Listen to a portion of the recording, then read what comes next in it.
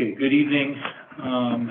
This is the Huntley Community School District 158 special meeting for November 15th. It is 6:05. Can I have roll call, please? Mr. Gentry? Here. Mr. Guerin? Here. Mr. Troy? Here. Mrs. Maiorino? Here. Mr. Quagliano? Here. Mr. Craddy? Here. Okay. I'm here. Stand for the Pledge of Allegiance.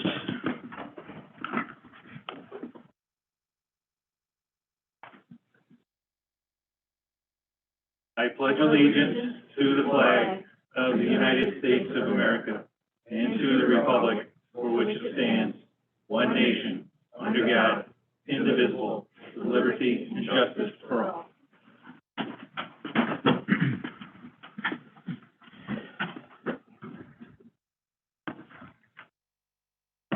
Okay, next item is public comment, and there is no public comment for this evening. So, all right, so the format of this evening is for the purpose of filling the vacant school board member that Ms. Lesli Melendy had vacated in the last month. So we had 7 initial candidates. Unfortunately, 2 had to drop out as of today for various personal reasons. So we're down to 5. Format of this evening is going to be, we'll bring in each candidate for approximately a half an hour of interview. They will be given 3 minutes for an opening statement. We have 6 questions, which each member of the Board of Education will have a question, which they will read and have them answer with the ability, if there's time remaining in that 3 minutes to respond, there's time, you'll have the ability, if you want, to follow up the individual who's asking the questions. If you want to get in a little more color or detail from the candidate, you can do that. We'll get through the 6 questions, and then the candidate will be given a 3-minute wrap-up closing comments if they so choose. So we expect this to take about a half an hour. We have it scheduled at 6:10 and every half an hour thereafter. Okay, so that will be the format. This is going to be done. We're filming it. I don't know if filming is the right word. We're taping it to play for the public after today's date, but this will technically be a closed session meeting. Is what will occur. So I'm going to a closed session meeting that will be taping the interviews so the public can hear what the candidates had to say to our various questions. So right now I'm going to make a motion to move into closed session at 6:08. Is there a second? Second. Second from Ms. Maiorino. Can we have roll call? Mr. Craddy? Yes. Mr. Guerin? Yes. Mr. Gentry? Yes. Mr. Quagliano? Yes. Mrs. Maiorino? Yes. Mr. Troy? Yes. Okay. So we are now into closed session. We're going to start with conducting our candidate interviews here at 6:08 right now. A few-minute pause, and then first candidate arrive. Do you want me to send her in right away? You can have her come in, and so we have the questions are there. Okay. Yeah. Give her a pen. Yeah. Josh thought.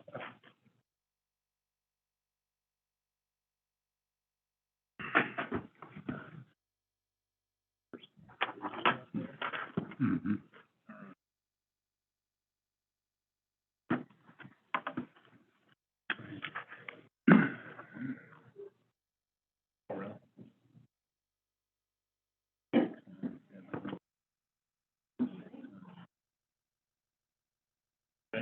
Hello. Hi, Kate. Dr. Rowe, you're not a floating head this time. Not this Not this time. These are the extra questions. Okay. Yeah, we'll start in a second, Kate. So I did this time, I don't think we did this last time, but I did have them break down and half for you the questions, because I know part of it, half the battle is trying to get the full question and trying to remember what the person who asked you Okay. what the question is. So you actually have all the questions there in front of you. Okay, Okay. so you can reference back if you're having trouble remembering exactly what somebody, so we don't have to keep repeating ourselves and taking up time repeating ourselves and having to try to comprehend it. So after, we're going to read it because we are taping this. We will release this. It's not live, but we will release it in the next day or so, I believe, tomorrow, just so that the public was able to hear what the questions were and how each of the candidates responded to it. So, again, I'll remind you, you're going to have an opening 3 minutes to opening comment. Then we each have a question. There's 6 questions. We'll each ask you our specific question. We've kind of allocated 3 minutes for response time to each question. And each person who's asking the question, if you say you only used a minute and a half, that person might choose to follow up based on what you've said, is just for further clarification. So, okay. And then you'll have 3 minutes at the end after questions to kind of wrap up and give a closing statement related to it. So, you on board? I'm on board. You're on board? I can tell you not to be nervous, and that's fine, but I tell people how to feel. But, At least I know what to expect this time. Right, exactly.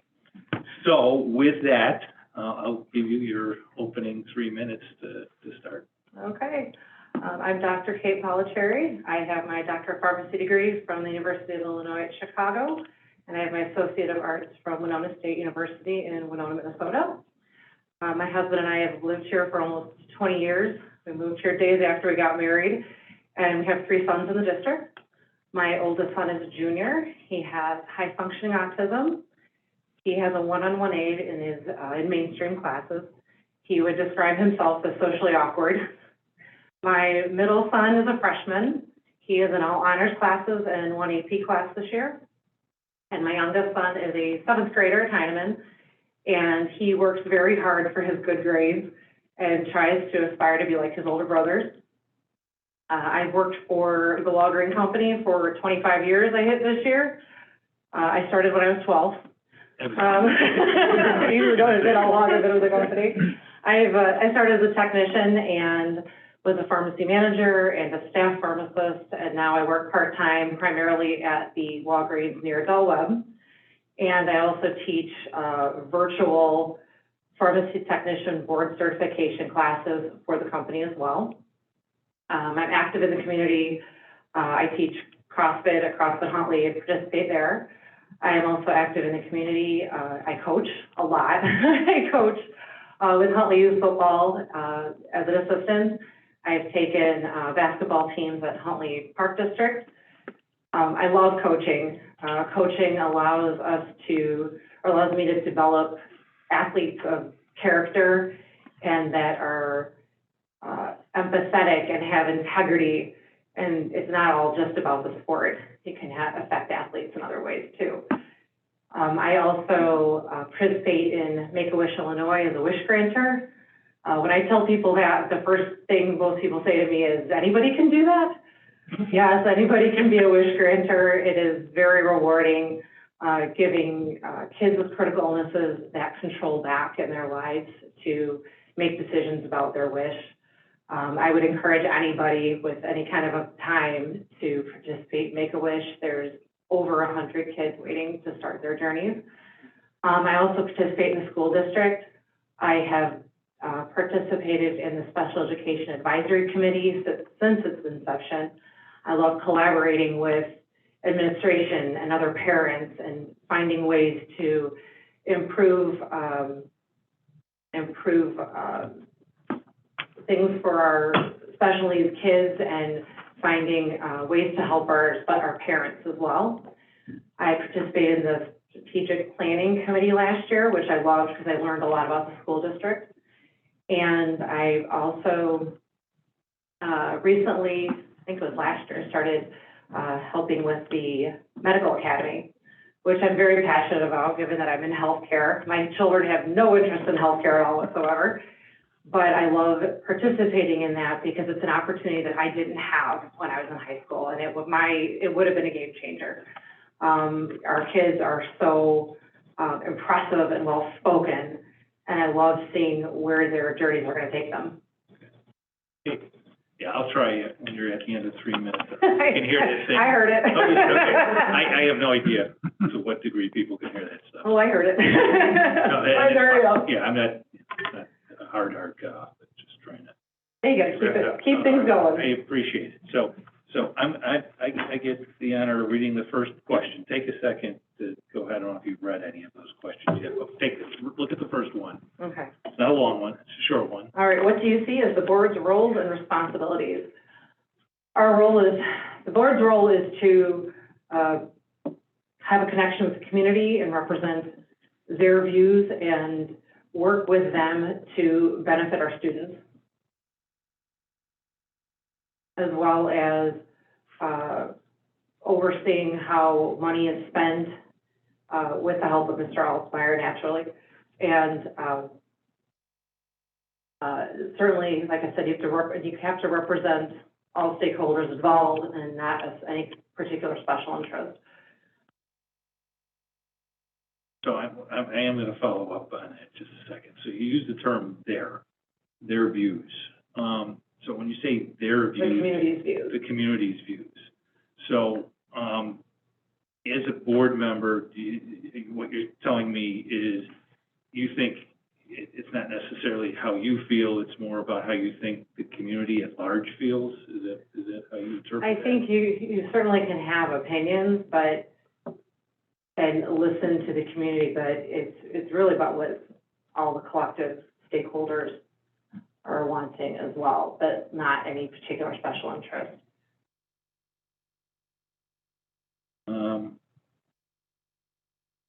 Okay. Follow up any further? That's good. Hey, I just wanted to get clarification on how you felt when I said that your role as an individual board member as opposed to who are you representing, your thoughts and ideas, or? I would say to represent the collective community's thoughts. Okay. All right.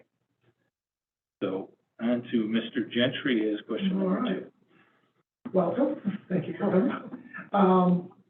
Number 2, kind of a following up on the roles and responsibilities type question. Is compare and contrast the role of board member versus the role that of the superintendent regarding day-to-day operations of the district. So the superintendent, Dr. Rowe's role, as the way I interpret it, handles the day-to-day managing of the school district. Mm-hmm. It is not our job to micromanage him. We have to let him do his job. And in running the school district, communicating with his cabinet members and the teachers and the rest of the administration. Okay. And then could you foresee an instance where, some of the stuff we hear kind of day to day is those day-to-day type of concerns from people that come up with very specific issues. How would you handle those type of situations? Imagine it would have to depend on what the issue was. Mm-hmm. If it's an issue where my child is having a problem with a particular teacher, mm-hmm. that's something he would handle. If it was an issue where someone's upset about their, like maybe a problem with they think they have with Dr. Rowe, or something with like this tax levy that is coming up, maybe they have questions about that. Mm-hmm. That's something that maybe the board would handle. But the day-to-day stuff would be handled by Dr. Rowe. Okay. Good. Question number 3. Roy.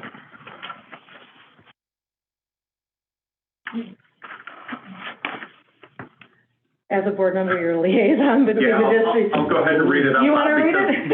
I'll read it because I know that because of the recording, that way people know what the question They know is. it's your question, okay. You can see it, I can see it, and all of us can see it, but people who might watch this stuff. All right. As a board member, and thank you and good evening for coming this evening.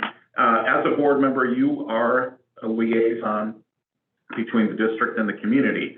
How do you envision handling this responsibility in the community?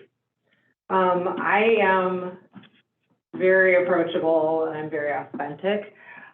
So I do enjoy talking to people, but I think it's important to act in a professional manner and to, certainly need to watch what I say and how I say it. Certainly, for example, my son with autism he can sound so rude sometimes. It's his tone. And I know that, but someone who's never met him wouldn't know that. So you have to watch even how you say things and body language and just be careful because you don't want to offend anybody or give off the wrong impression. I'm going to follow up with that a little bit. So one of the other parts of being that liaison in the community is also when you're in the schools. Yeah. And how do you foresee your board hat, if you will, affecting that role within the school? I would love to be in the schools. I miss being in the schools. I used to volunteer for the teachers all the time. I have teachers that I owe doors to, decorating their doors. I miss being in the schools. I look forward to getting back in there and interacting with kids and reading to, like I said, the students and talking to the teachers and seeing everybody again. Thank you. Welcome, thanks for coming. How would you handle a request if approached by a special interest group, for example, like a special education parent? Which that will likely happen. I would think, I would certainly take what they have, their concerns, listen to their concerns. I would bring them to the board, but I would certainly, you can't represent that one group. Although special education is something that's very important to me, we represent all the students in the district, and all those students have needs, and all those needs deserve to be met. So, although I would listen to certainly the special interest group and bring their concerns to the board, but we represent everybody. Thank you.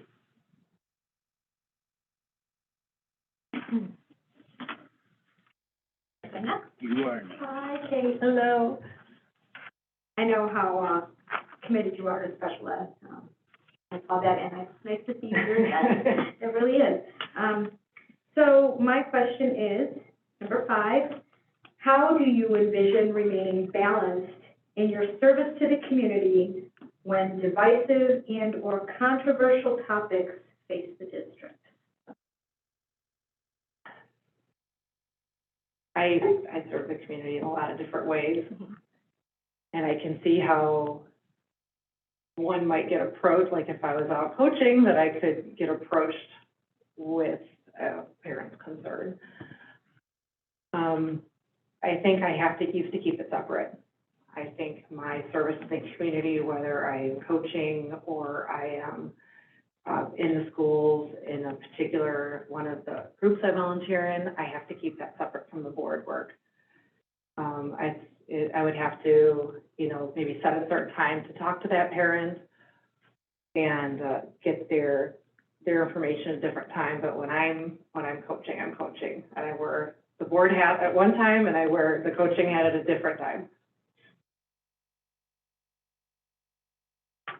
So I'm going to take it a little different. Okay. So, because in answer number 1, we talked a lot about being the voice of the community at large.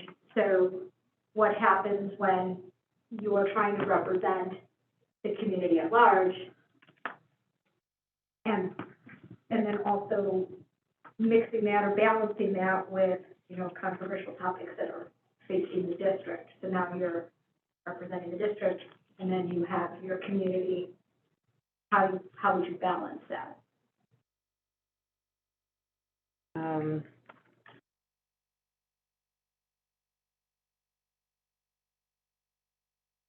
There's a lot of controversial topics right now facing the district. I've watched the board meetings.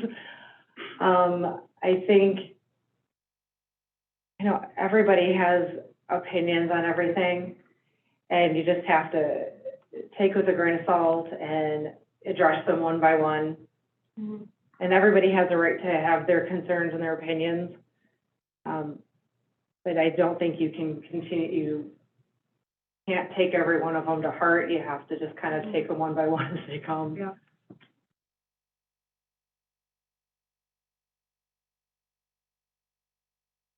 Thank you. All right, welcome, Kate. The district has embarked on a journey to ensure all students have access to a learning environment that is equitable and meets their social emotional needs. What are your thoughts on educational equity and social emotional learning in schools today? I think, as we saw when we went remote, that a lot of our English learners had a lot of struggles with that. And that showed when I was watching last week's board meeting where we struggled with that, especially at Heinemann. But I like that we are, reaching out to the parents, getting them involved, making sure that all the students have what they need. And unfortunately, COVID also showed, where we struggle with the social emotional learning too. I think both are incredibly important. The social emotional learning, especially, I don't think kids always have the words or have the resources and how to get help when they need it. I was having this conversation with my sister the other day, and we were talking about how, I think you guys are talking about the QR codes that kids can access to get help, like where those should be. And she was even saying, like, well, they should put in a bathroom stall because kids are in a bathroom stall by themselves, and if they need to access that QR code, it's right there. But I think it's both are very important. I think every student deserves to have available resources for what they need so they can get their best education, and we just support their social emotional learning in that respect too.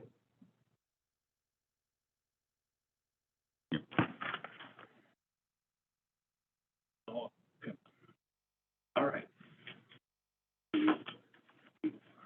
Made it through the gauntlet of 6 questions. So, technically, you got a little time here, so we're way on schedule. Okay.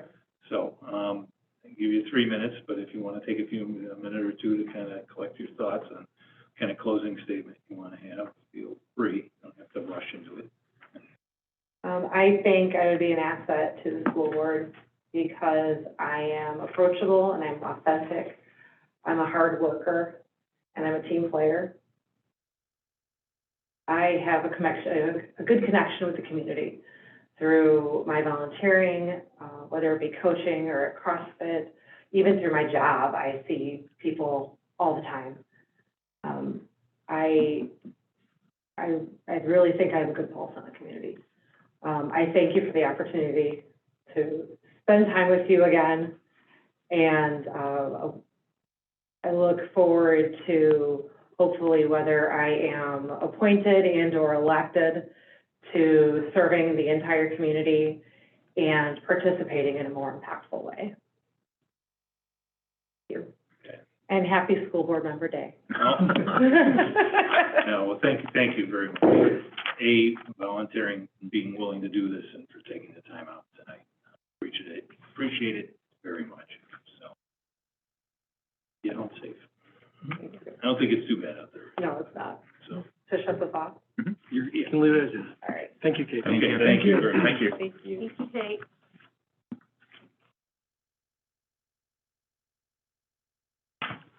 We get 10 minutes to the next, so I'm going to take a minute or two to kind of put your thoughts down. You had to say.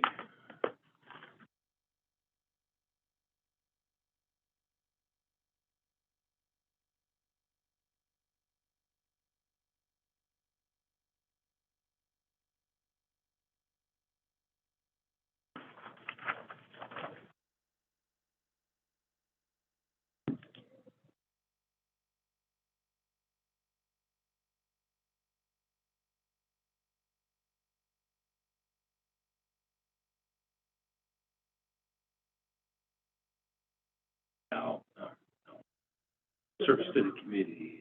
community as a board member. Yeah, she kind of took it. I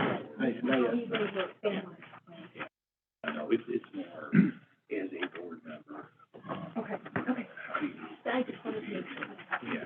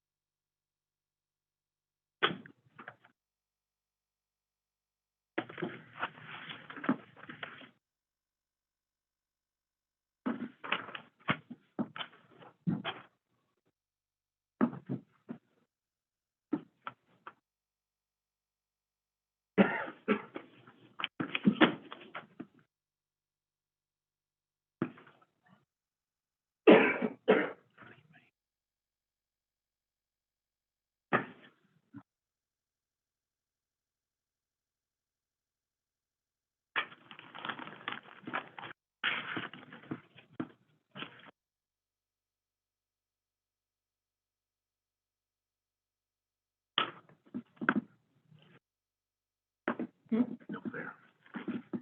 No vinegar.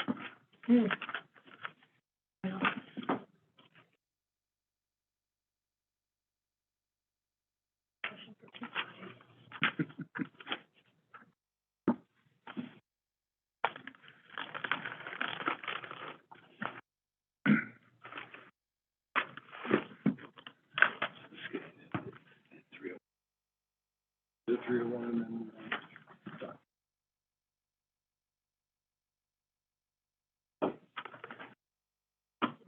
Is it ready?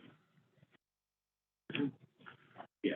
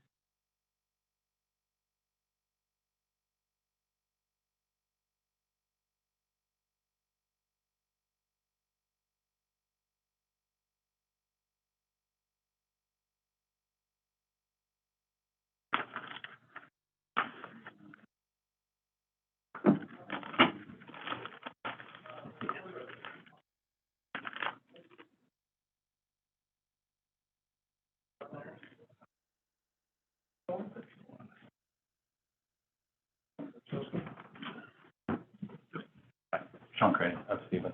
Hi, Bill Guerin. Kevin Jeffrey, nice to meet you. Stephen, Tony, quite And I'm Melissa Margarino, nice to meet you. Hello, good to meet you. Paul Troy.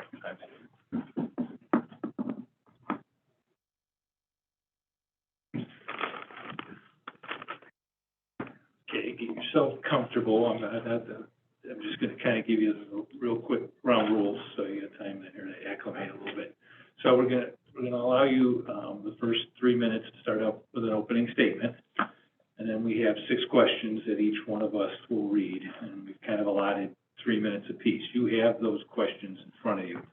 Purposes so that we don't have to kind of say it, repeat it, you can kind of see it there in front of you, because I've had trouble in the past with these types of things where we're just spending time repeating, and I know it's hard to pick that up, so you have time to kind of read through the question and be sure of what the question is, that type of thing.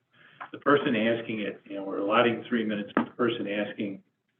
If you kind of are under your 3 minutes, they may follow up with that based on what you've said. They might want some clarification or have a little follow-up question for you. So be prepared for asking a little bit more beyond what you got in front of you. And then at the end, you'll have 3 minutes to have a closing statement. Okay. So I would just tell you, relax. If you need, you can pause between thoughts. You use up your minutes to think through what you want to try and say. I know you're on the spot, so I just want you to feel relaxed as best you can and be able to answer as freely as possible on this stuff. So when you are ready, you can start at any point with your opening statement. Okay. So my name's Stephen Books. I'm married and have 3 kids in this district, and they all are at different buildings. And I am currently curriculum director at 612 for Central School District. I've been in education my entire career. I taught for roughly 20 years as a tech ed teacher. And then I moved to an assistant principal role last year, and then I was moved to the district office this year. So this is my first experience at a district office level in education, for public education. I would say, based off the information provided, there's 3 strengths that I'm going to focus on for my opening statement, and those would be A, ethics and morals. Second one would be listening. And the last one would be my strength would be a background in knowing public education, both in the school and district level.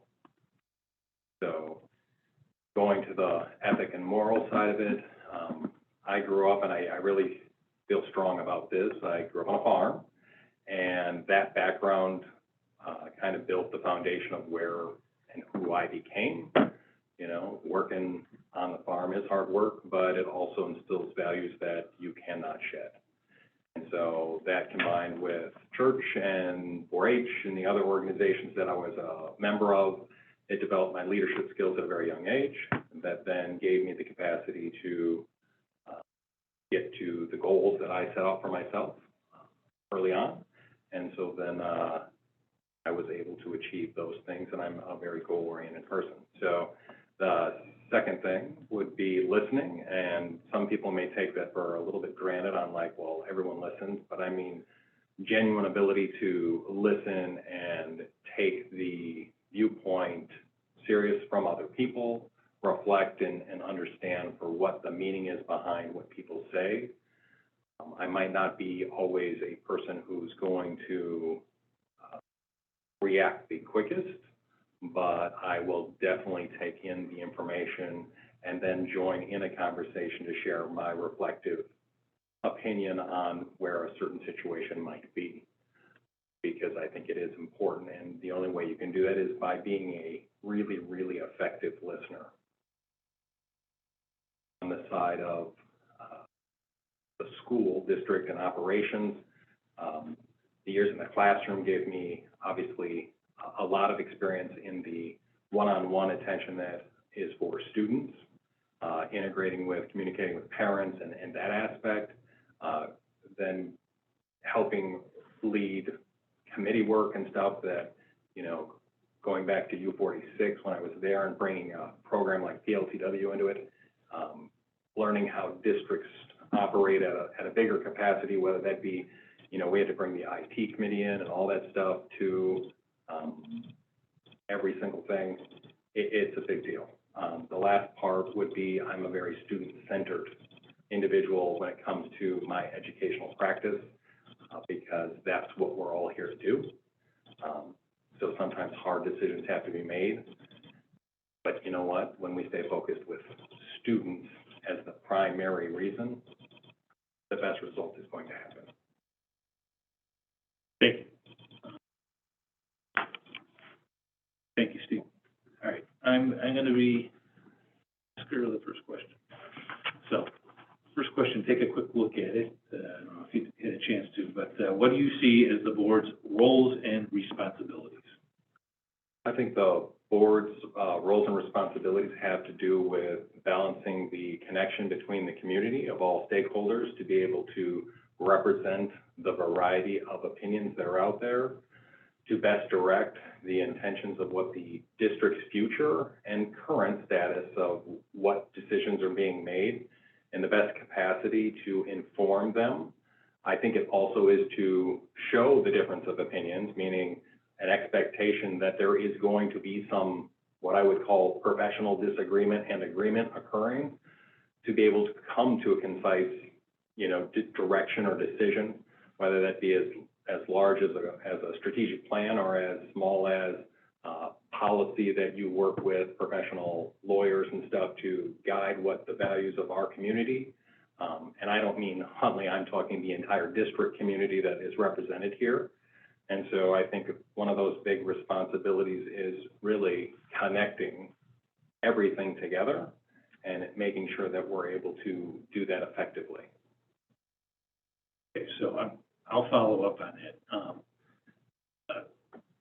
Again, you use the words balancing the connection of the community. So, I mean, your role as a board member, you're voting on different things here and there, and again, I'm trying to figure out how an individual takes in, on each issue that we end up voting on and dealing with. How do you envision you're balancing the community? How do you functionally do that?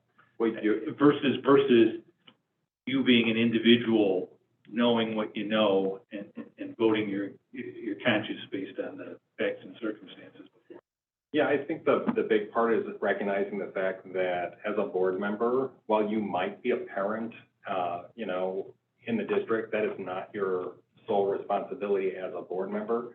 You actually have to represent the community, meaning parents, businesses, the entire region that we represent, and you have to connect with them. That means you may have to be involved in a variety of organizations and or places to get connected with what is, in the business world.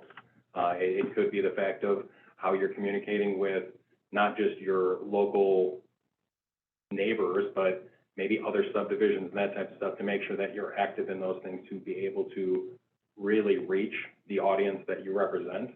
Because it can't be, for example, the concept, to get on the school board, you need 50 signatures, and you're going to walk around in your little neighborhood and get X amount of homes that are right near you. It's really, you need to have an impact across the entire region. And how do you go out and build those relationships so that there is some type of communication flow that can happen?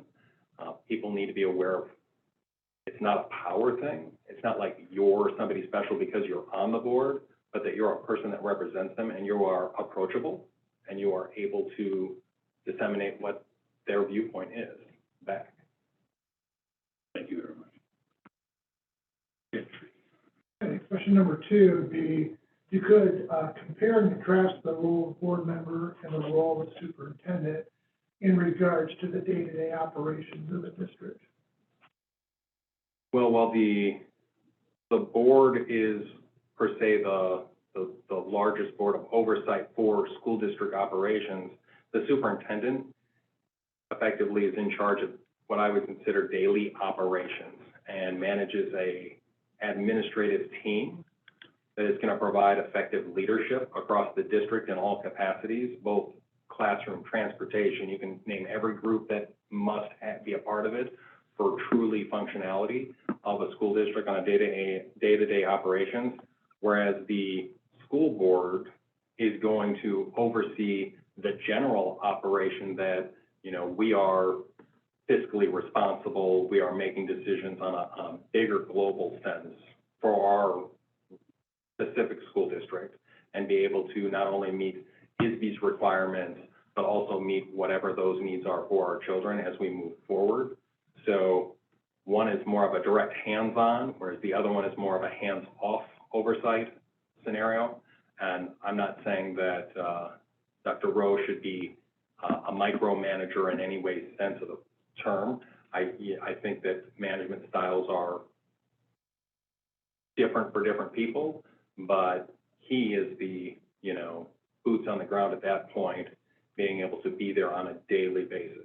Does the school board get pulled into some situations where some input is needed from the board? Absolutely. And at that point, those types of decisions would be discussed as the board at that point. Coming out of COVID, I know that you had to have convened frequently to deal with the ever-changing environment, which required maybe a little bit more communication and time and oversight. And so How'd you that, know? that's a little different. So, and unfortunately, my job provides me with a little insight from other school districts' perspectives and how often those meetings are occurring and that type of stuff. But I would best describe it as more of a direct hands-on and more of a hands-off, but still important role. And just to kind of follow up on it, a little bit different angle, the same question, you mentioned kind of that day-to-day operation, hands-on, and then you use the word strategic. How would you view the division of duties or, between the superintendent and the board when it comes to strategic decisions or strategy setting? Well, I would say that it would be the superintendent who's going to develop, create, and present the plan to the board. The board, of course, is going to provide feedback on the plan and accept it or not accept it, but I'm not exactly sure what you mean by strategic plan, the role that the board is going to directly have on it in that capacity. Well, not specific to strategic plan, but kind of the strategic decisions that happen kind of in the day-to-day flow of the school year, the longer-term time horizon, that type of thing. I would say another role that the board is going to oversee is what I would call, how would I call this?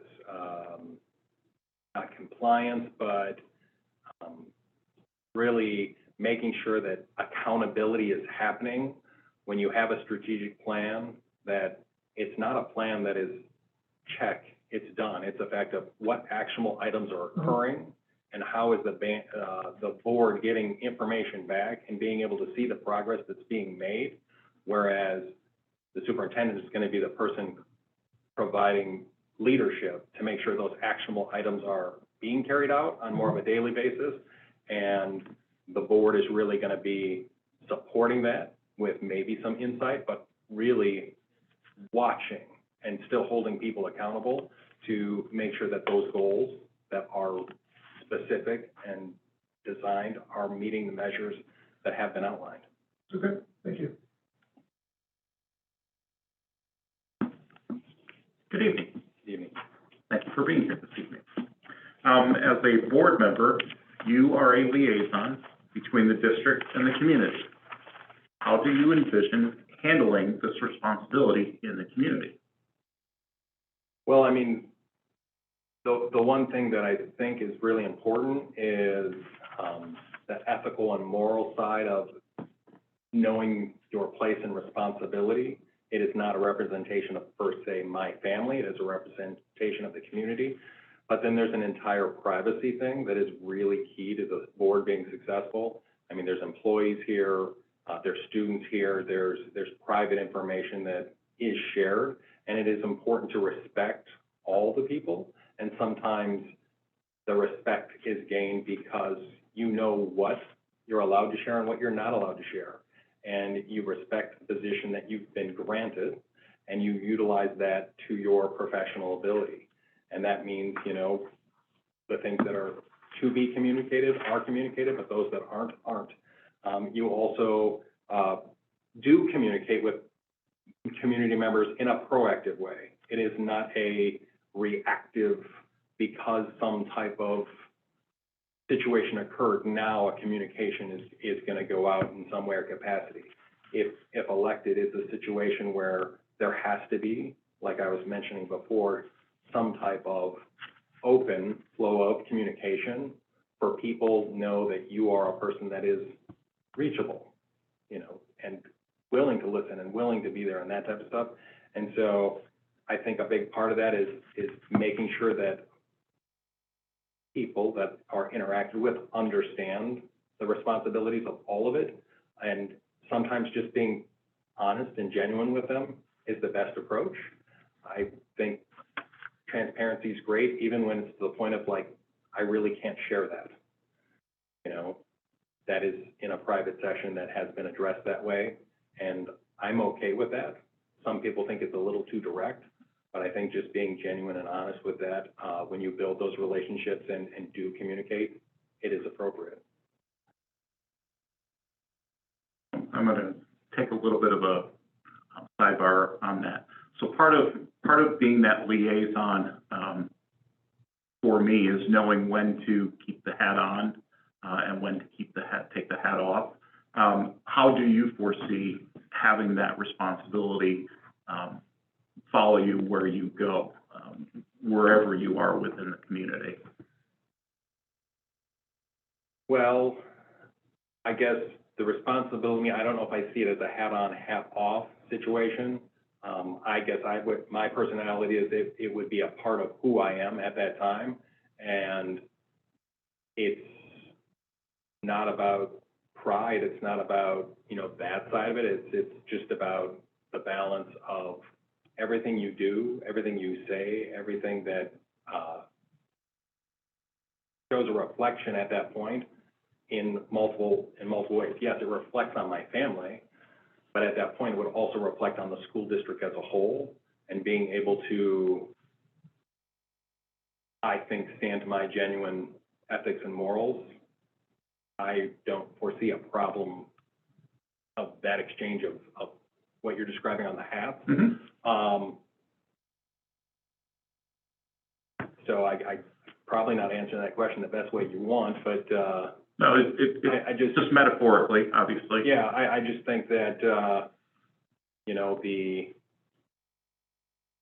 being very clear with what you're going to do in that role is really important. And I don't see it as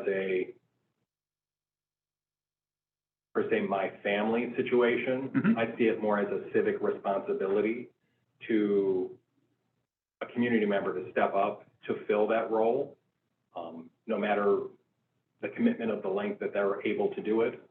It's something we as a community have to have people coming forward to do. And then we have to support those people with other people that are going to continue, because if nobody's communicating with any of you, you know, that's not your fault either. It's a give and a take. It's a partnership. So to me, it's more about building that partnership and making sure that people understand what the partnership is, because a true partnership is a give and a take. It's not a one-way thing. Thank you. So how do you envision handling a request if you were approached by a special interest group, say like a special needs parent? I think, how would you deal with that?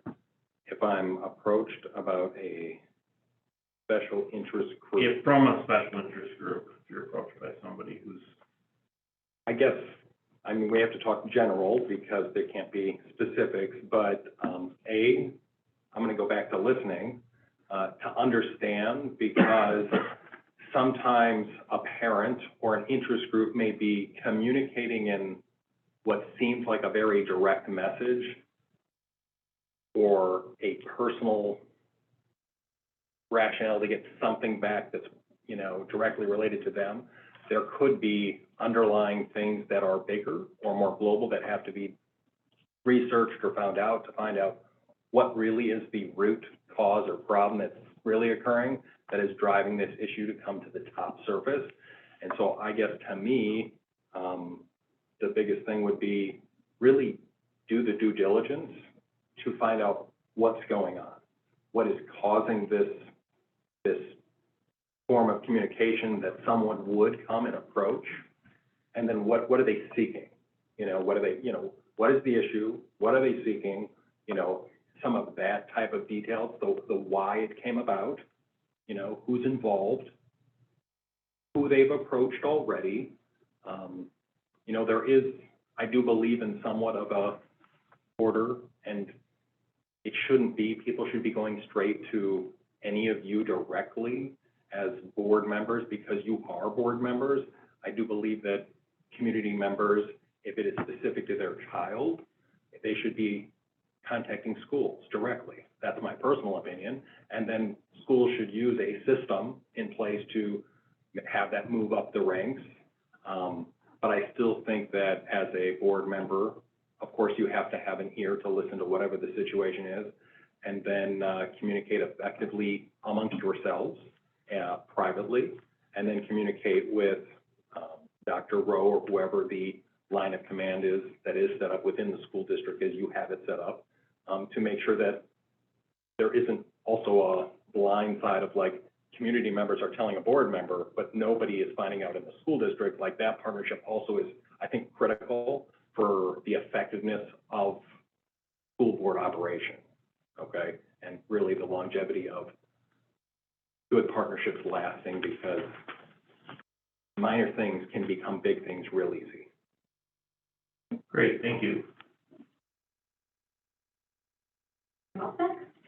Thank you for being here and for your interest in being on the school board. I appreciate that. So my question is, and I just want to clarify before, thinking of this in your role as a board member. So how do you envision remaining balanced to your service to the community when a diverse and or controversial topic faces district? I would say student-centered. I've always found best practice in education is to focus there, because everything else will fall in line. I'm not saying anything about equal or balance or that kind of stuff. I'm talking about the fact of the vision for a school and the attention that needs to happen needs to be on what is best for all kids, all students.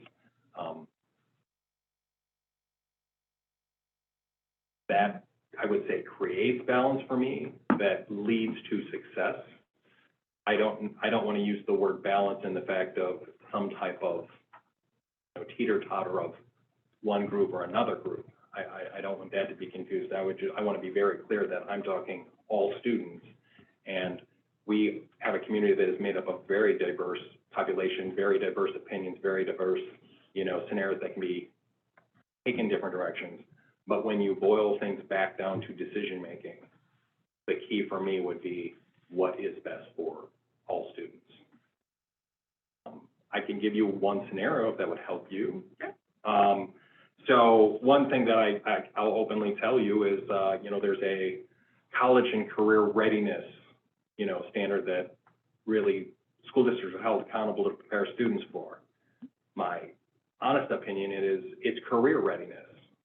Because careers, when students design effective plans or visions on the goals they want to go, a career may need a certification. It may need a 2-year associate's degree. It may need 4 years of college. It may need 8 years of college, depending on the profession they pick. You know, the focus on that scenario is when it is student-centered, the focus is their career choice. We want every kid to be successful, not just in our community, but for themselves too. And so sometimes by throwing the word college and career readiness, I don't like mixed messaging, and the fact that sometimes that may appear as if college coming before is the only successful path, and that creates some type of anxiety or pressure for our youth today when we have an ever-changing future, and it's hard to prove to them some of those things that aren't connected to maybe a college. You know, you go into a trade today, it's very respectful, financially stable. But that side of it is, you know, back to the balance of who, I guess, to me, and that's all students. So I'm just trying to tie that for an example back to you on what I mean by all students and how it's not always the exact same. Great, thank you very much. All right, welcome, thanks, Stephen. The district has embarked on a journey to ensure all students have access to a learning environment that is equitable and meets their social emotional needs. What are your thoughts on educational equity and social emotional learning in schools today? Well, they can't be divided. Learning is a challenging thing. Teaching is one of the hardest professions, I think, out there, given the challenges and increases in challenges that change through society. And so with that in mind, when it comes to educational equality, all students should have the ability to have access to the biggest spectrum of choice and chance on any type of educational opportunity. Now, educational opportunity may include clubs, activities, groups, organizations. I don't see it as a classroom-only scenario. I'm talking, what opportunities are we creating for all children in all educational facilities? Students learn a lot on a football field. Students learn a lot on the volleyball team. That doesn't degrade the fact of any type of learning. So I guess educational equality, is balancing the opportunity for all students to have the ability to make those choices. I'm not saying every child should be able to take every single class that's offered in the comprehensive high school that we have here. We have a great curricular spread of options for our students, and have it designed to be able to support and run classes that would long-term be able to support them in their future. So some of that stuff has to be considered. On the social emotional learning in schools today, we need to address issues that not only are present, but coming our direction. We need to be thoughtful and intentional. We can't take things for granted. We have to be very real and genuine with our students, our parents, not assume that families are aware of everything that's going on. So on that capacity, it does take a lot on professional development needed in schools today. How are we going to be able to provide that to all people? Bus drivers, for example.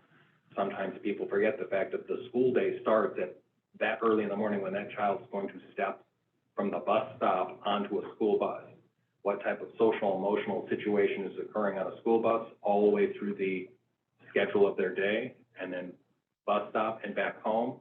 And then does it really stop there? While the school may have restrictions on the purview of the day, the well-being of that child continues. And so I guess to me, that blend that has to happen, that students are aware in their classrooms, the relationships they build with their instructors, their administrative teams that are out there, every single person that serves them food, cleans the bathrooms, everybody is a key person when it comes down to really impacting students. And social emotionally, we are in a community, and we as community members interact with each other, and we have emotions. And so it's not just a part of it, it's a responsibility that we are taking serious, and that we are doing the best possible job of delivering on both of those aspects. Thank you. Okay, so we're on to our closing remarks statement, so we will have another 3 minutes to wrap it up, and let us know anything further you haven't shared with us yet. I just hope you'll consider me as a possible candidate to fill this seat. I'm well aware of the commitment and time that it takes for people in the board, in their personal lives, to make that type of commitment. I understand the responsibilities on, applying and getting your signatures in by the deadline that is outlined, that is outside of your control, but it is the required deadlines that are in the voting process. I would just say that I'm a person who's very focused on students. To me, that's a big deal. That means we've got to have successful teachers, we've got to have successful administrators, we've got to have successful, every occupation that supports a student in our district, especially this size and caliber. Morally and ethically, it's not a question about me wondering if I can or can't do that job, that's a woven thing that started a long time ago for me. I understand privacy and I understand the complexities of schools. I know that it's tough, it's difficult, but in conclusion, I'm a solution-focused person, not a problem-focused person. And to me, the best order of business is to be focused on creating solutions to guide decisions moving forward, and that's what I want to be a part of. Appreciate you coming out tonight and sharing your thoughts with us. And we'll be making a decision by the end of the night. Thank you for coming out, Stephen. Thank you. Okay. Thank you. Thank you.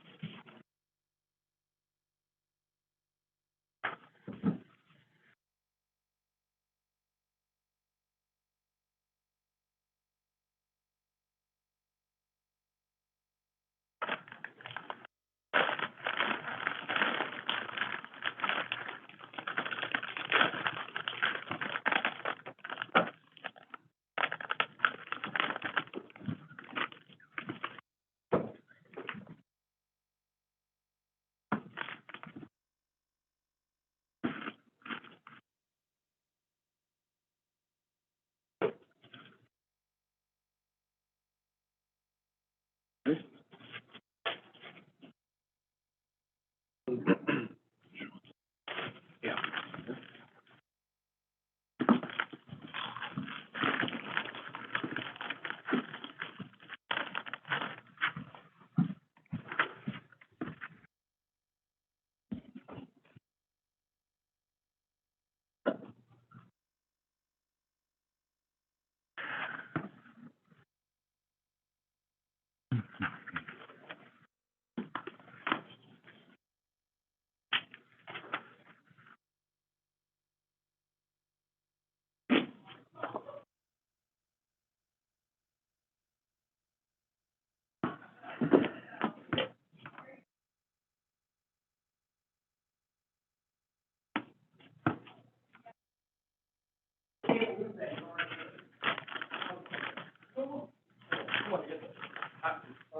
Oh, wow, this is a water bottle? This is more like going to court than. Kind of, sort of. How about a court? I think we have a gavel. You haven't been charged with anything yet. Yeah, do we have the gavel still? I do. I refuse to use it. Open every meeting. Mr. Fleck did open every meeting. It's okay. Just my feelings on gavels. So, good evening, Jonathan. Hi. Tony Guagliano here. So what we're gonna do is we're gonna allow you a 3-minute opening, comments, remarks about yourself. We'll then move to, our 6 individual questions that each board member has 1 question that they'll ask you. We've kind of allocated 3 minutes for each of those. Each board member will have the ability, to possibly follow up that question clarification based on what you possibly have said Sure. during your comments on it, and then we'll wrap up with a 3-minute closing statement from yourself. You do have the questions we're going to be asking are actually there in front of you, since that's part of one of the harder parts of this, is having to listen to a question, trying to make sure you got all the question, and possibly asking for it to be repeated. So instead of us repeating it, you've got it there. It absolutely take your time reading it to make sure you understood the question. No problem. And then just relax, be yourself. And, Sure thing. we'll get going here when you're ready. Just if you want to take a second, but you start whenever you're comfortable starting. Yeah, no problem. Well, I'll just start by thanking all of you. Dr. Rowe, thanks for having me tonight, and to the rest of the Board of Education. I appreciate you guys taking the time to meet with me and have me give a chance to share a bit about why I think I'd be a good fit to join the Board of Education. As you guys know, my name is Sean Daly. My wife Jenny and I live in Huntley here, and we're raising both of our 2 children. Braden, who's 10, he's in the 5th grade, and Madison is 8, and she's in 2nd grade. Both are students at Legee. So obviously have a connection here to the district. Interesting enough, I sort of saw one of the questions that you had here, and I actually get into this in my kind of introductory statement. So before I share a bit about my strengths that I believe would make me a good candidate for the board, I wanted to first start by defining what I believe the role of the Board of Education to be, which I see as also within the first conversation, the first question here. But currently I sit on an advisory board for a local organization, and I also have a lot of experience professionally with a number of boards in the role that I hold. I am the Chief Operating Officer for a company called Flynn Scientific. So I believe the role of the Board of Education and its members is distinctly different from the role that Dr. Rowe holds. And his staff, administrators and educators and support staff are really tasked with executing against the vision that's set forth. So the Board of Education really helps to define the what, and Dr. Rowe, you and your staff help to execute against the how. I think it's important that I share that view during my opening statements and before I share my strengths. So I have a lot of experience working with boards, in particular in my professional life, and I can very much appreciate having the right role of the board and leaving the administrative staff to do their job and the board to do their job as well. With that said, I believe the experiences that I've collected throughout my personal and professional life make me a strong candidate. Those strengths include data-driven decision-making. I believe I have a very solid and practical decision-making process that uses data. Leadership and team building. I've been leading teams for nearly 15 years. I've learned through these experiences what it takes to build a strong team and provide leadership to that team that leverages its strengths. Collaboration. I have a strong ability to collaborate with others in pursuit of a common objective and seek diverse thinking and encourage constructive disagreement to reach a win-win scenario. And then perspective. I believe that I bring a unique perspective to the role of education. This perspective is shaped by my role, by the role that education played in my life and the great influence that a few educators had on my life and my career.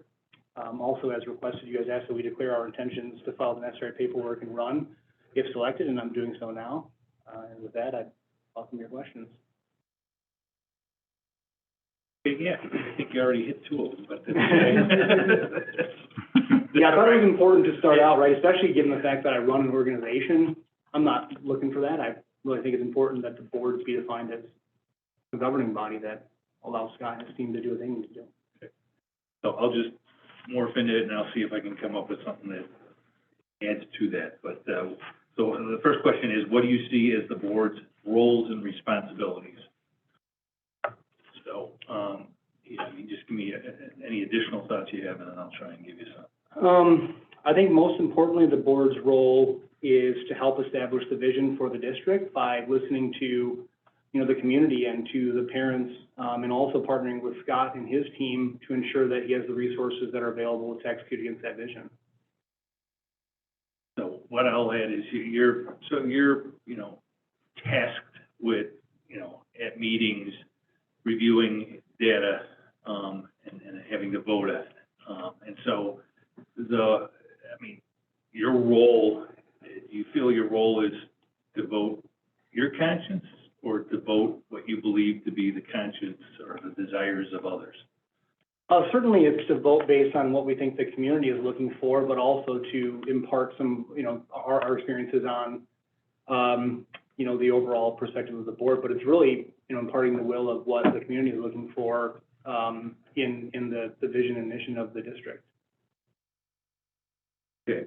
And as far as, responsibilities, what do you think is, if you had to say what the primary responsibility board member is, what do you think that is? Providing governance Okay.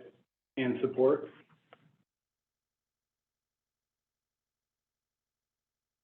Okay. Mr. Gentry, I'll turn that over. Next question to you. Okay. Let's see, stole my question as well. Sorry, I did not use Yeah, that the time for the first record. We'll try to work this. But just kind of state the question outright. It says, compare and contrast the role of a board member and the role of a superintendent in regards to the day-to-day operations of the district.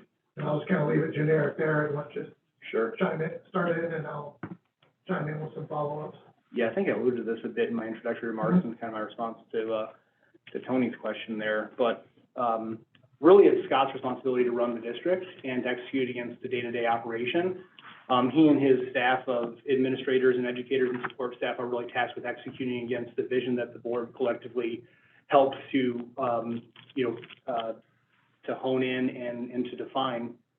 As a governing body, it's the board's responsibility to ensure that the mission and vision that's defined for the district itself is executed against, and that the resources are available, and that Scott can benefit from hopefully the board's experiences and providing guidance and thought leadership where he might need it, but also giving Scott the latitude to do the work that he needs to do. He's here, he's talented, his team is talented.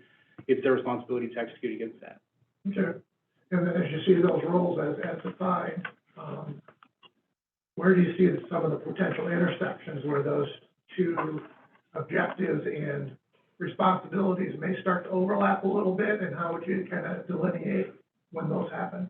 Things like helping to define and partition budgetary needs, ensuring that Scott has the budget that he needs and that those budget dollars are deployed in a way that's in line with what the board is looking for. I think Scott can help by asking where he needs support. There's certainly times where, it'll be important that the board take a vote on certain matters that, might involve administrative policy or certain budgetary decisions that need to be made. But I think the overlap is really in supporting, the superintendent's position.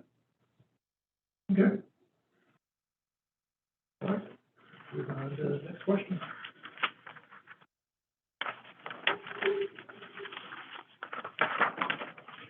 Good evening, and thank you for being here. Thank you so much for having me. So I have the privilege of number 3. As a board member, you are a liaison between the district and the community. How do you envision handling this responsibility in the community? I think it's important to be active in your community. If you guys read through my cover letter, I think that the community and the school district are inextricably linked.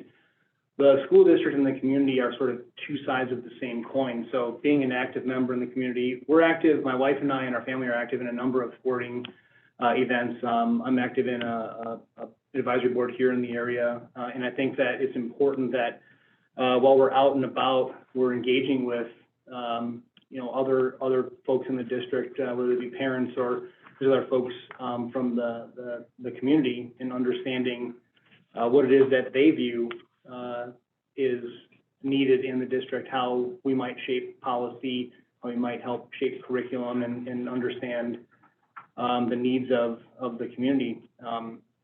Envision handling it. I think it's a matter of sharing that feedback in board sessions and ensuring that that feedback is heard and is objective and is representative of those that had brought it forward, and trying, our best to make sure that we're not imparting any personal biases on those, but by imparting sort of what we're hearing from folks in the community. And I think that can span any number of matters. Are we allocating the dollars appropriately? Is the curriculum appropriate? I think that you guys, as sitting board members, I'm sure hear, a wide range of issues and concerns, and it's important that, this body in particular, act objectively, and I think with the outcomes of the students in mind. So how do we ensure that whatever policy, you know, the board decides is focused on delivering outcomes for the students. And as a follow-up, part of being that liaison with the community is also with the schools themselves. Whether you are active in community nights or what other activities might be going on, certainly part of that is with staff as well. So how do you envision being a liaison to that segment of the community?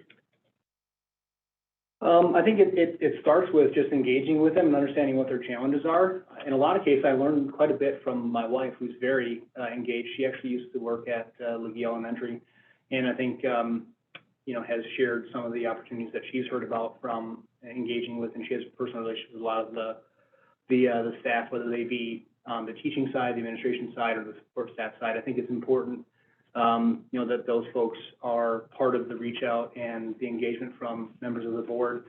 That can come from engaging in volunteering in school events that might be local to us. It can come from engaging in and finding an opportunity, and I'm not sure how you all ensure those opportunities happen, but scheduling time with, and are there any sort of support groups or any sort of listening sessions to solicit feedback and hear what those members of the staff might have to say. Certainly recognizing the fact that there's a channel that flows through to get up through Scott's staff. I don't know that there's, and I'd actually ask for some guidance from the board as well, and how do you guys think it's best to engage that staff? I have a personal bias in that sometimes my board shows up and starts to ask questions that may not necessarily be always useful, and I don't know that it's useful when the help machine comes to offer a lot of support. I think it's important that we trust that there's a chain of command and that it flows up through Scott's organization. But where appropriate, you know, I think it's important to engage that staff and understand, you know, what their perspective is. And I would suspect that the board itself would have sessions and an appropriate time and place to do that, if not just naturally occurring in the engagements that we would have with, you know, the administrative staff while we're engaging in daily activities, especially the parent. I'm at the school, so would be an opportunity to engage, but appropriate channel, I guess, is the main punchline for that. Thank you. Sure thing. How would you handle a request if you were approached by a special interest group, say like special education parent or something along those lines? I think you've seen the theme woven through kind of my introductory remarks and my response to these questions. It's situational, right? If the request is something that could be related to, you know, the safety of a particular student, I think that has a channel, and I think Scott and his staff are the appropriate place to take that to.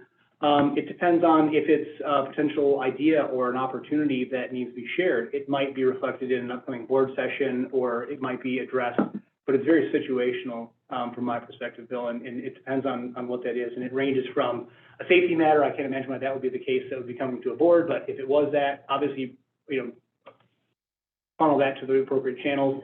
But if it's an idea, a thought, feedback that the person might be sharing, I think that's either, you know, part of the upcoming board agenda or an email or some communication to Scott and his staff, depending on what comes up. What I tell you, I don't think would be an appropriate response is to attempt to handle that on your own or impart some level of, I know what happened in the last board meeting, therefore these things are coming.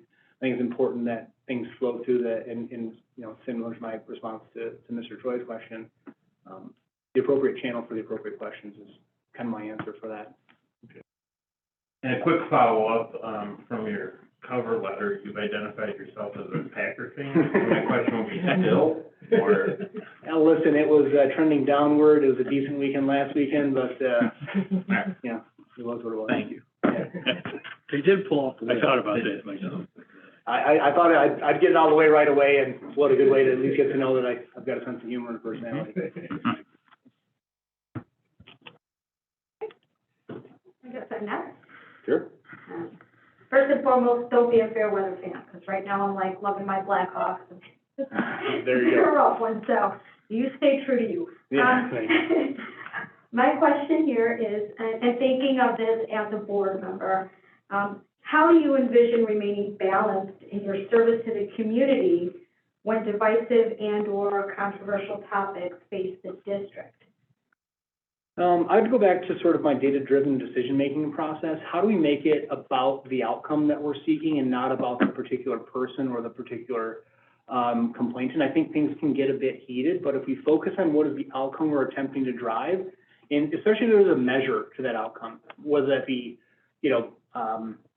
standardized test scores or college preparedness, whatever the measure that the board might be looking at, how do we take the matter that's at hand, whether it be divisive or controversial, and focus on how it drives outcomes that are in line with what the district is attempting to accomplish.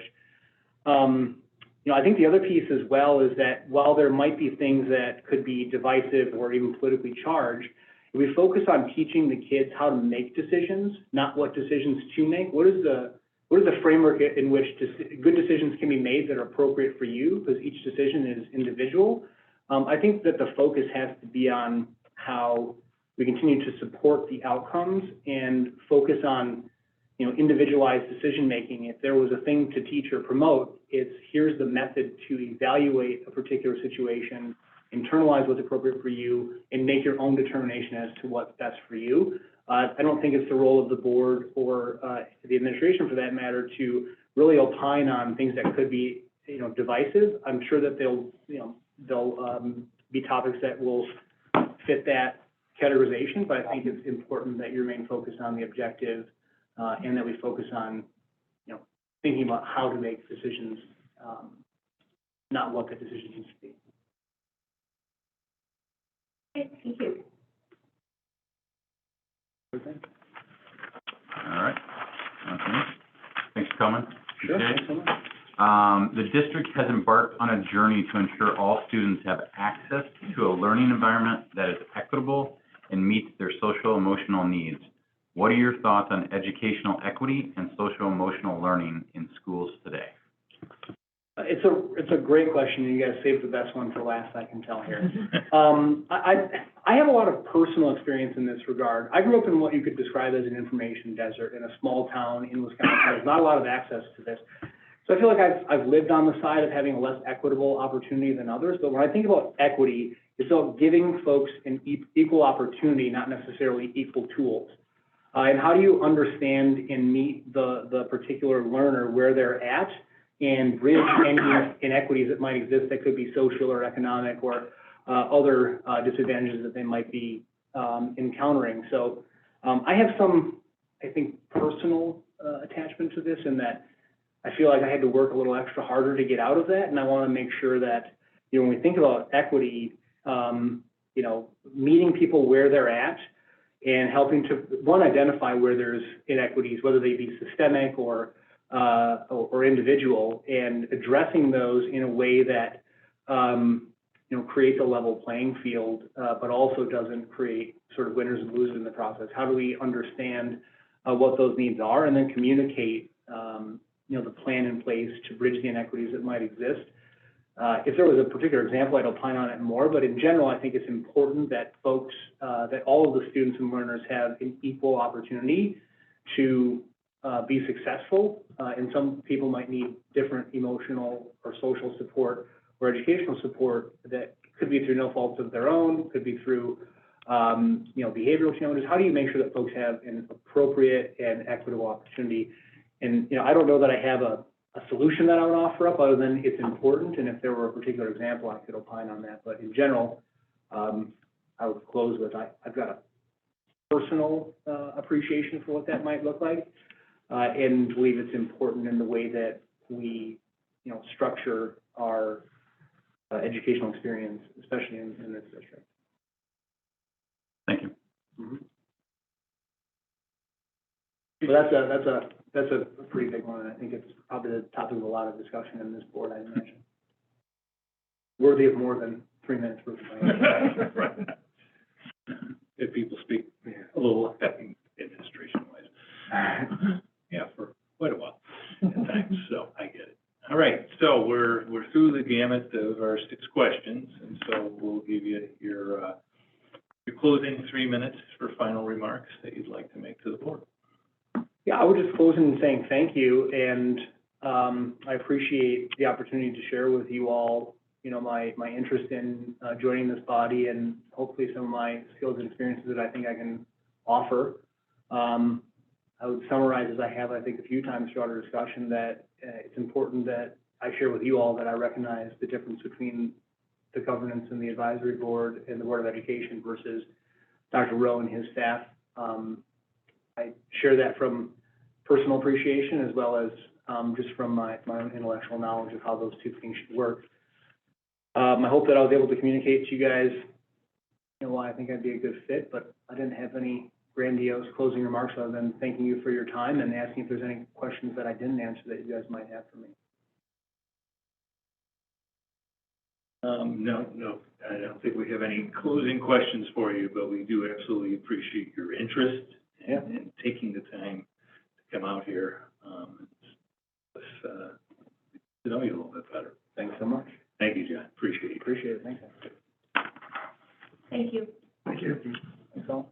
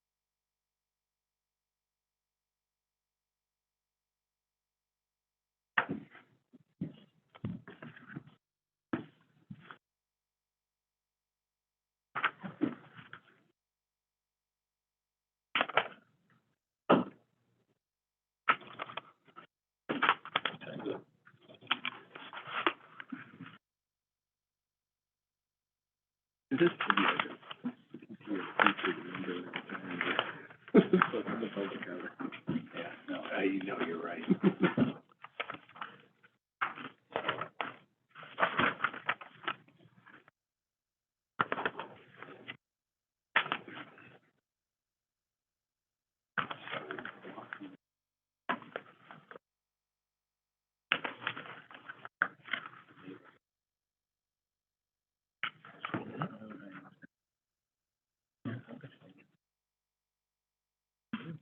I didn't know that.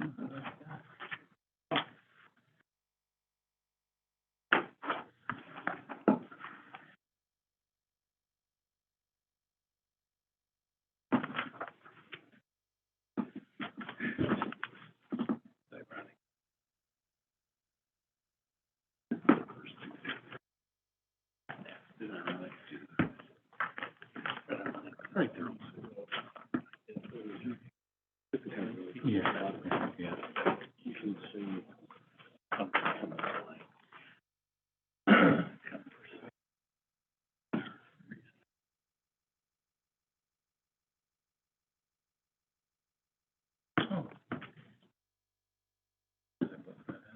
Could be.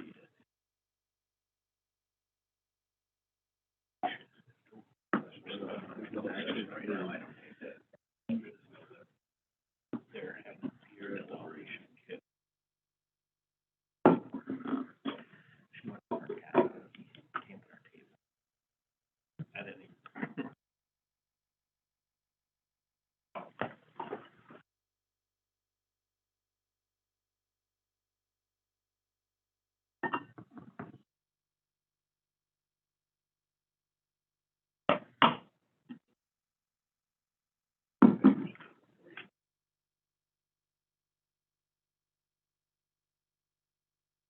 Didn't win. I see there's an automatic disqualification. Yeah, no, Bears did exactly there's one that didn't. Yeah. I was there on Sunday. I had the opportunity. It was so fun. We had good seats. We were blocking the wind and the cold under the overhang. Wasn't super cold. It's like, they did exactly literally. Yeah, the best thing was fantastic. I hate thinking that way. They did the draft position. Yeah. So they're good. Yeah.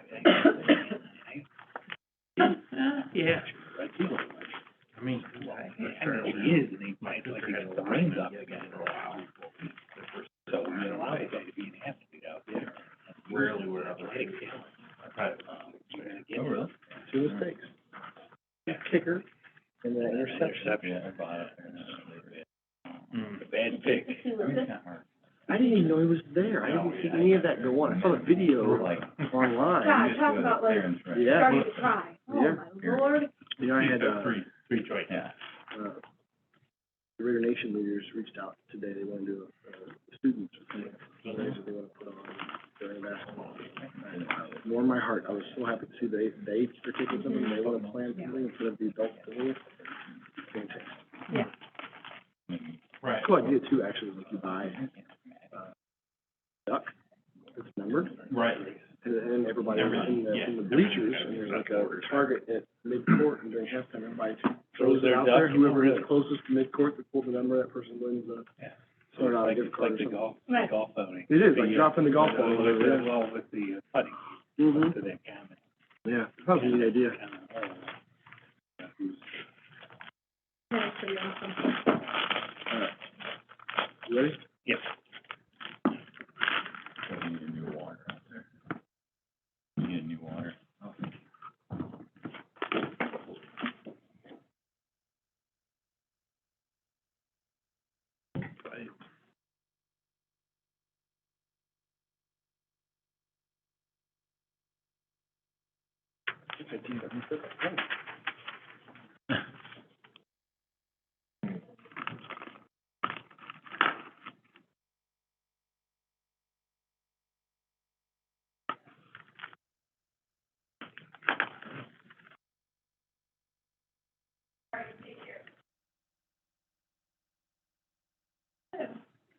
I'm not interviewing. You're not.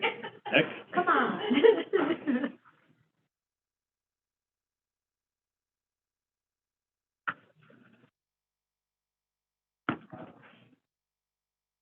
I know too much.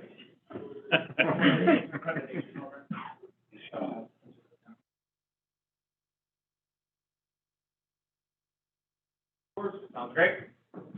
Good evening. Good evening. Yourself comfortable, situated. Sounds great.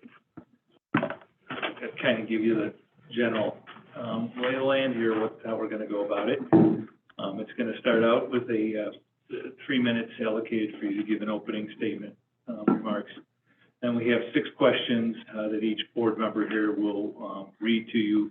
You actually have those questions in front of you, so you don't have to have somebody repeat it or whatever. You'll be able to read along with the question, be able to reference back to those questions. We've allocated, basically 3 minutes per question, and then at the end, we'll give you the opportunity to close out your comments with 3 additional minutes to wrap it up. So I just tell you to relax, just feel, yourself, and just get going whenever you're ready. It's on your watch. Sounds great. Well, good evening. My name is Andy Fecketing. First and foremost, I want to thank the board for the opportunity to be here tonight and present my candidacy for the open Board of Education seat. As a longtime resident of this area, I assume like many of you, chose to make Huntley our home because of the access to a high-quality, innovative school district that is going to prepare the students in our community to be college and career ready, no matter the path that they choose. With 2 children currently in the district, an 8th grader and a 3rd grader, I am deeply invested in ensuring that Huntley 158 continues to serve all students always and continues to be an innovative, forward-thinking educational environment that's going to prepare our students for the world and the future that they're presented with. As a father of a daughter who receives district support services, I have seen firsthand the varying needs of students in our community. And as a District 158 board member, I will ensure that I am an advocate for all of our students at all levels and abilities. On a personal note, I knew at a very early age that I wanted to become an educator myself. After spending the last 18 years in education, earning 2 master's degrees, spending the last 10 years in a high-performing district in a district-level position, and recently being recognized as a certified education technology leader, which is one of the nation's premier accreditation programs, I'm ready to give back to my local community. As part of this accreditation program, I needed to demonstrate proficiency in leadership and vision, strategic planning, ethics and policies, communication, business management, and more. These are all attributes of a strong and successful board member. I truly believe that at the intersection of a devoted father, acclaimed educator, and my personal beliefs, align me in a strong position for the open board seat and to make a meaningful contribution to District 158 School Board and the stakeholders in which it serves. I thank you for the opportunity to be here tonight, and I look forward to answering your questions. Thank you very much, Andrew. I'm going to start out with that very first question. What do you see as the board's roles and responsibilities? So the board's roles and responsibilities are to serve as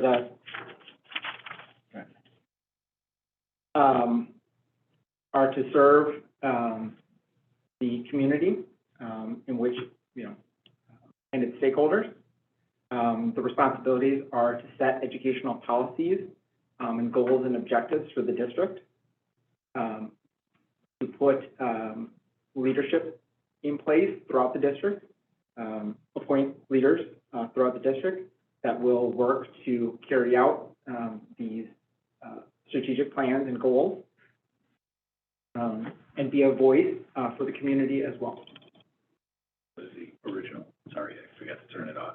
No worries. No, keep going if you want. Yeah, I think the board needs to, I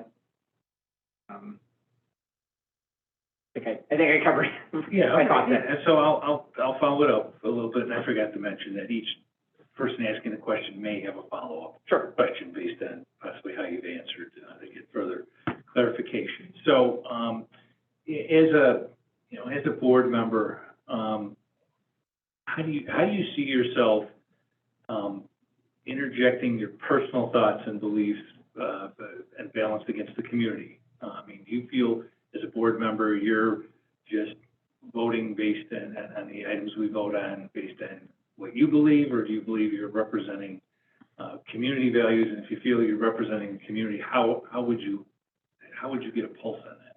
Sure. Well, I think that, when we look at the school district, we have a lot of students in Huntley 158 that we need to serve, right? And that when we're making decisions, I think our decisions need to be made from a basis of what is the mission and vision of our district, what is our focus that we're putting, we hear and see everywhere about putting all students always, right? Or that being our driving message. And so I think in our decision making, we need to think about that, right? And that may mean expanding my own personal beliefs or my own thoughts, right? Because I may have my own beliefs, right? But that may be different than the beliefs of the community, right? Or the needs of the community at large, right? So I think serving as a board member, you need to think globally as to what is in the best interest of all of our students and all of our community members, not one individual board member's personal beliefs. Thank you very much for that. Mr. Gentry.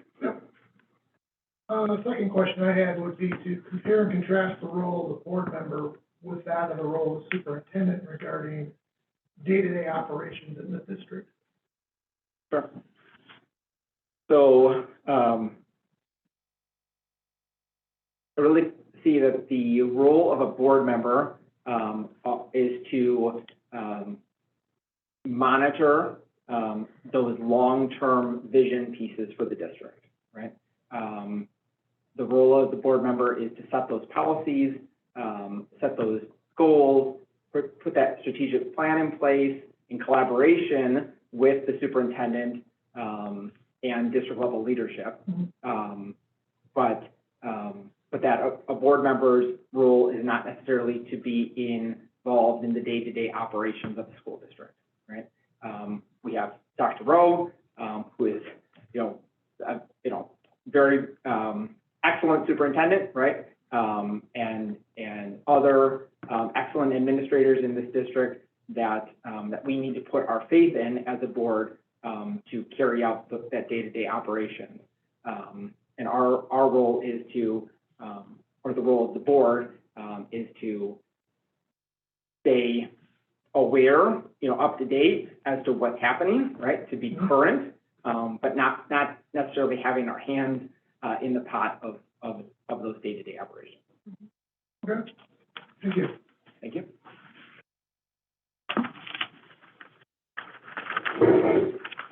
Excuse me. Good evening, and thank you for being here this evening.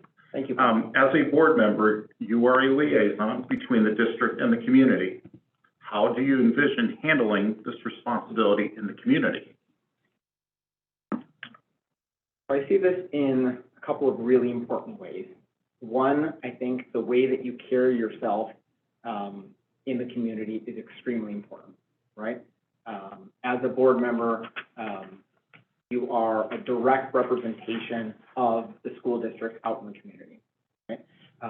And so it does frame you in a different light, right? You are, potentially seen of in a different perspective, right? Maybe under more scrutiny, right? As to, what you post on social media, or the way you conduct yourself, or the way that you act out at a restaurant with your friends, whatever it may be, right? So being out in the community, you need to conduct yourself to the highest level so that you can be a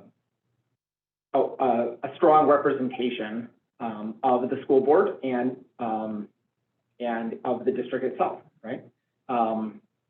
Additionally, in the other piece of that is as a liaison between the district and the community, right? So as a board member, you may be approached by community members with their own thoughts, beliefs, feelings about the district, feelings about decisions that are being made, difficult decisions that are being made, and you need to, be able to be an open listener and have an open mind to those thoughts, not inject your personal beliefs, as referenced in the previous question, but listening to community members, bringing that dialogue and discussion back to the board, back to district leadership, and really working to have a strong partnership between the board and the community.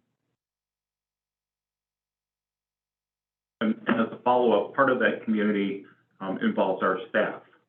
And so how do you liaise, if that's even a word, between yourself with that hat on, if you will? It is. It is a real word. Okay, got it right. That's good. It is a verb. How do you act as that liaison between yourself and that staff community, which is also part of the overall 158 community? Sure. I think it's very much the same, right? I think that we need to, as a district, we need to hire and retain outstanding educators that put so much passion and drive into what they do every day and do amazing things for kids, right? And one of the ways that we do that is through collaboration and working and listening to our staff from a Board of Education perspective, right? So that if the staff have concerns or things that they want to discuss, that we're there and available for that dialogue as well. Thank you. Thank you.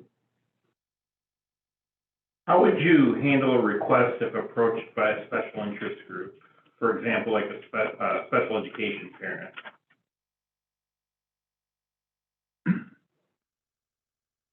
I don't want to repeat what I said in the previous question, but I do feel like I alluded to that in the previous question. So I will kind of go a little deeper there. So I think, you know, as a board member, we're going to be approached, you know, on a regular basis, right? It could be out in the community, it could be through email, you know, to say, you know, by individuals that have requests of the district.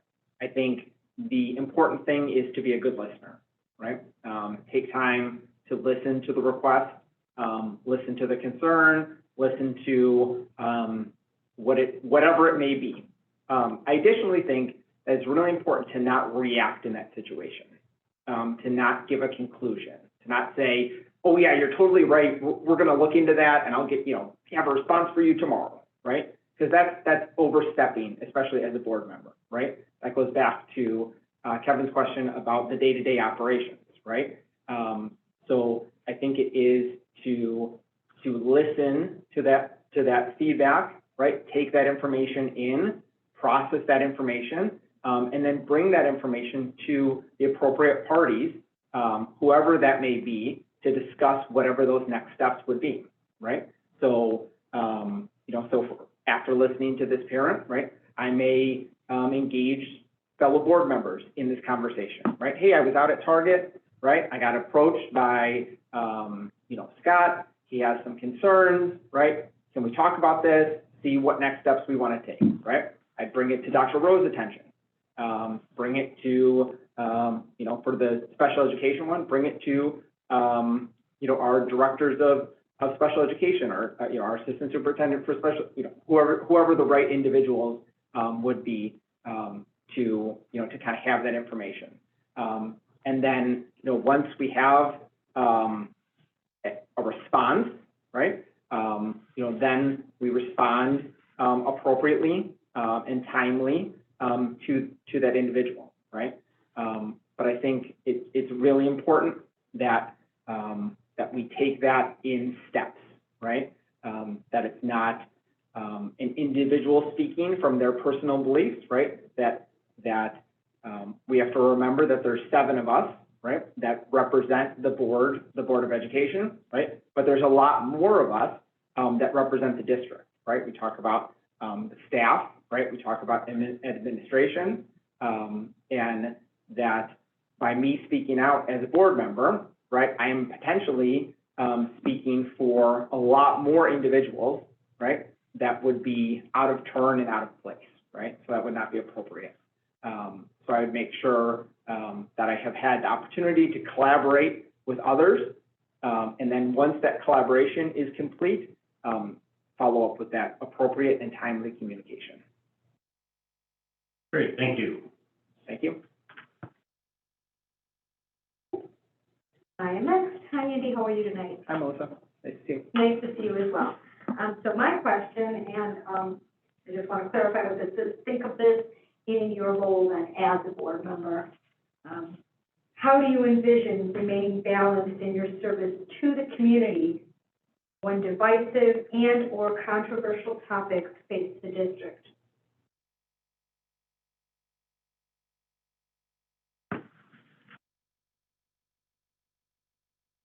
I think this is a very timely, right, and appropriate question, right? As we look at, you know, what has happened over the last few years, what's happening in school boards, you know, locally and across the country, right?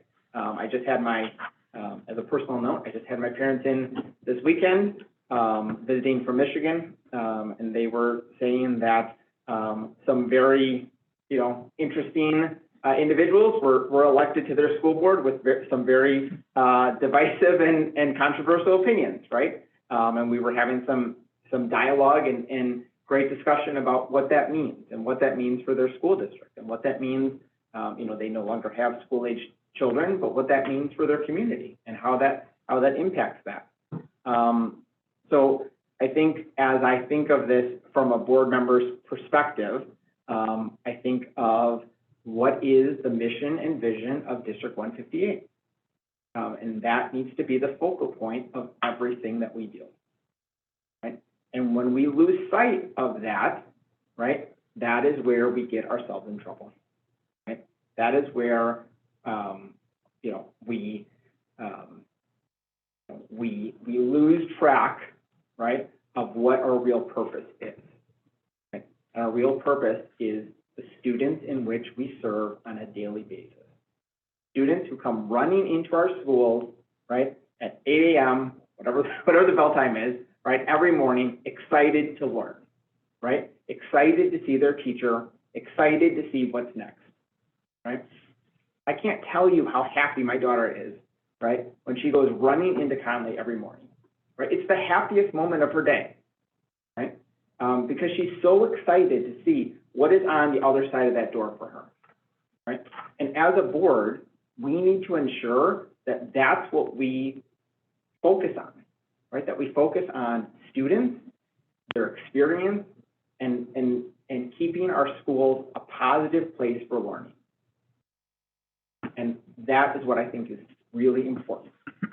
And so when divisive and controversial topics face the district, I think we need to take a step back and we need to say, what is the decision here that is going to be the best for our students, the best for creating the most successful educational environment, right? And the best opportunity for learning, whatever that looks like. Thank you, Andy. Thank you. All right, number 6, thanks for being here tonight. The district has embarked on a journey to ensure all students have access to a learning environment that is equitable and meets their social emotional needs. What are your thoughts on educational equity and social emotional learning in schools today? Thank you for the question.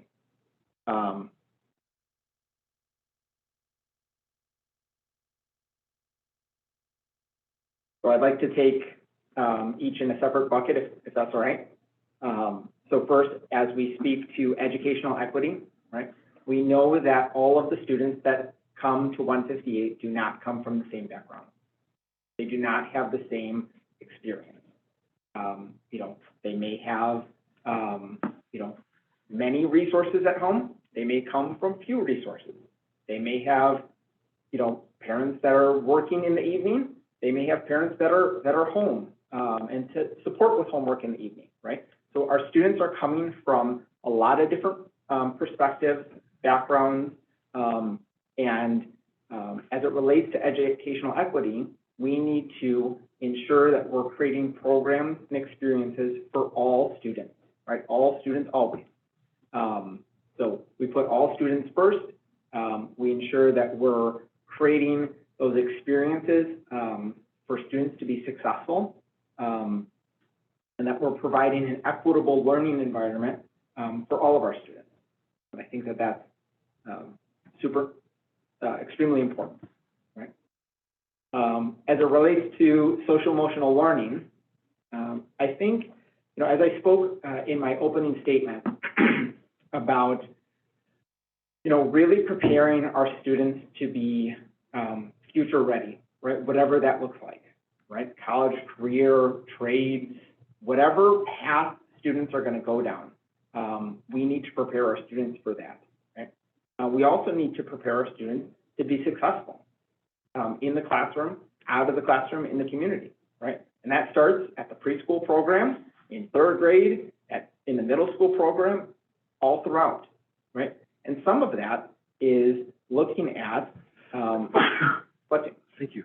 Some of that is looking at schools as being more than an academic institution, but an opportunity for us to develop successful citizens, right?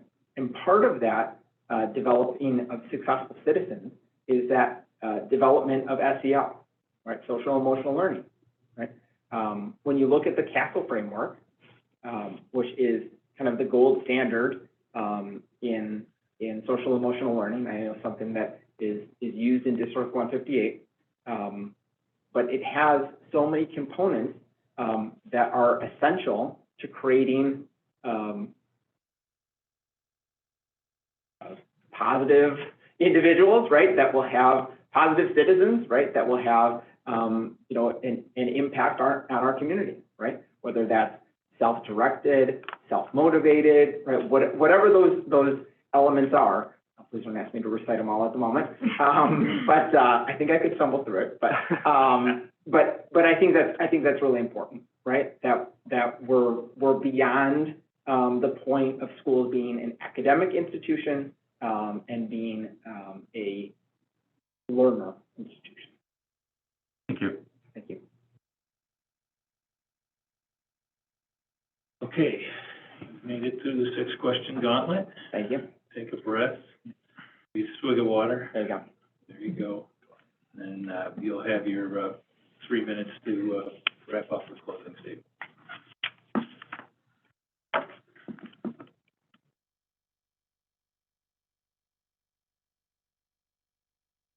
So I just want to thank you again for the opportunity to be here tonight to talk with all of you, share my interest in candidacy for the open Board of Education seat. I want to end my time with you tonight with my philosophy on the role of a school board.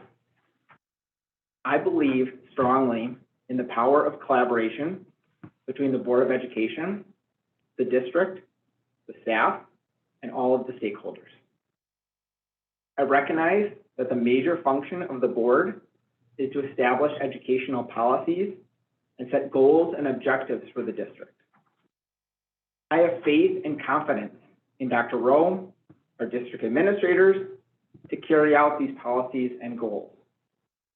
I come tonight without a political agenda, but instead my focus is on how do we continue to make Huntley 158 a destination school district?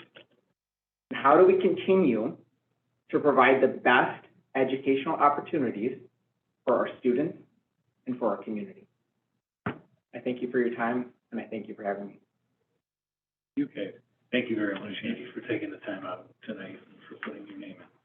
Thank you. guys. Appreciate it very much. Thank you. Okay. Thank you. Thank you. Thank you.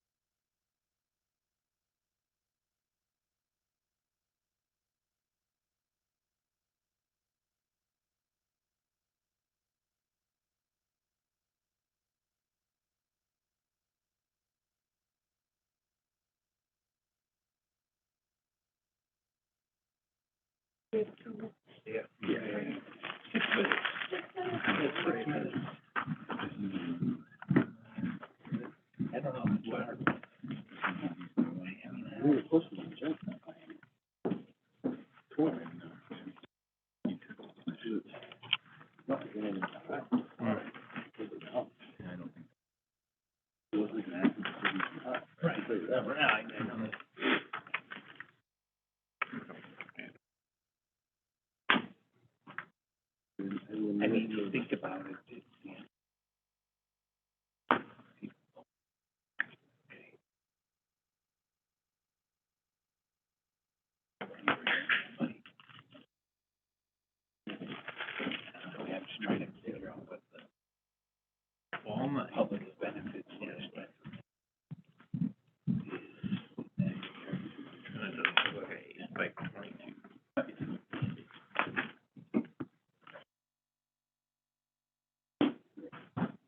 Oh, that's right, this one doesn't. Yeah, you don't want to use that one. You don't want to use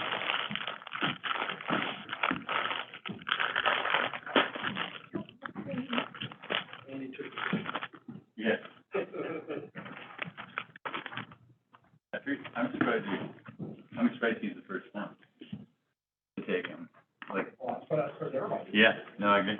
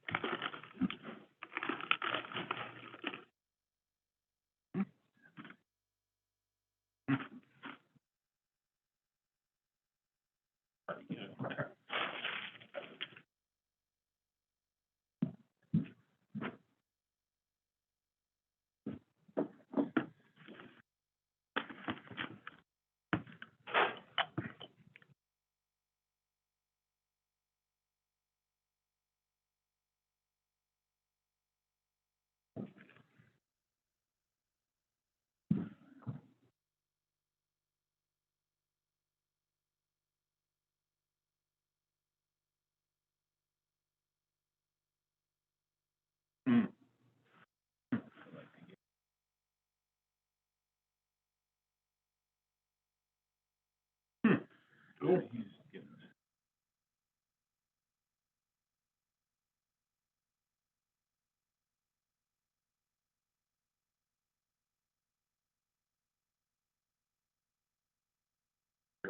No? It's just a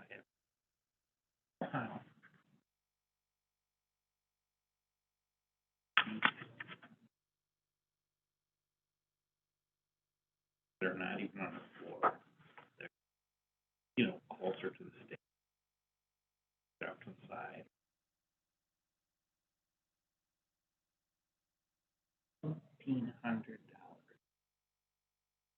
I believe it, like,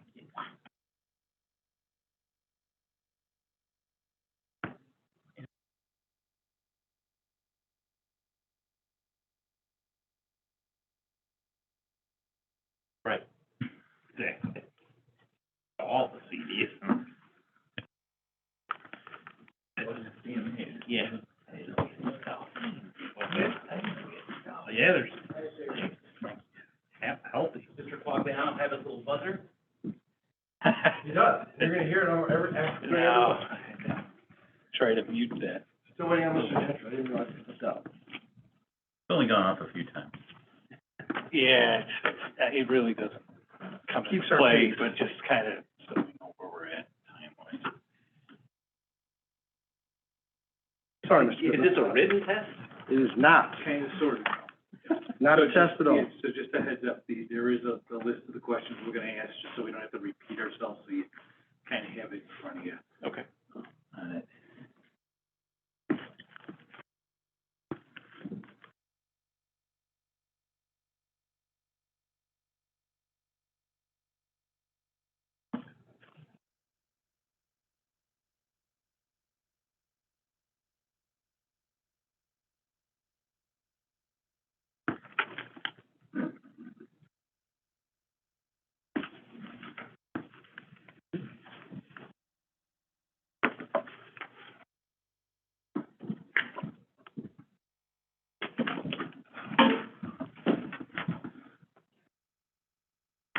All right, he's back.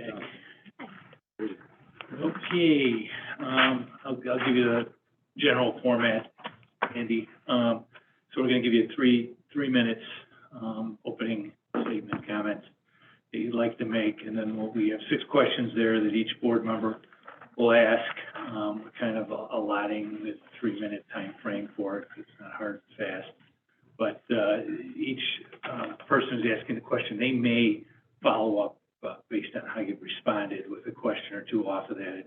It's kind of just dependent on how the person's responding, if we're trying to elicit a more precise response or whatever. So, that may occur, on it, and then you'll have 3 minutes to finish up, at the very end.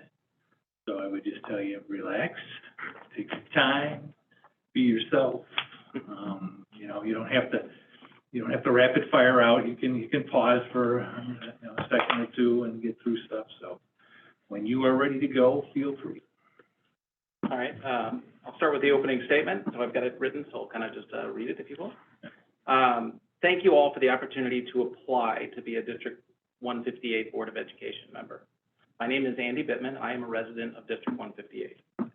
We live in West Algonquin, near the Square Barn campus. It took me about 3 minutes to get here. We have called this home for a little over 5 years. My wife, Diane, and I have been together for over 30 years, and we've been married for 27 of them. We have 2 children who have graduated from Huntley High School, one in 2019 and one in 2021. We currently have a freshman at Huntley High School. We moved to this district for a new career opportunity. Our daughter actually did most of the research in picking where we live. She wanted to be sure she would have a district which would offer some of the most challenging academics, as she has always been focused on this, and we would be moving her during her high school tenure. She came here as a junior. She chose District 158 as the best place within our commute limits. We gave her a radius because I work outside of Rockford, and I commute about 45 minutes each way into work. So I was thinking about how best to present my background to all of you today, and those who are watching, all the candidates on the YouTube when it comes out tomorrow. I think it's best to focus on why I believe I'm the most qualified person interviewing today. The first area is, can I understand and do I have experience in the areas the Board of Education are responsible for?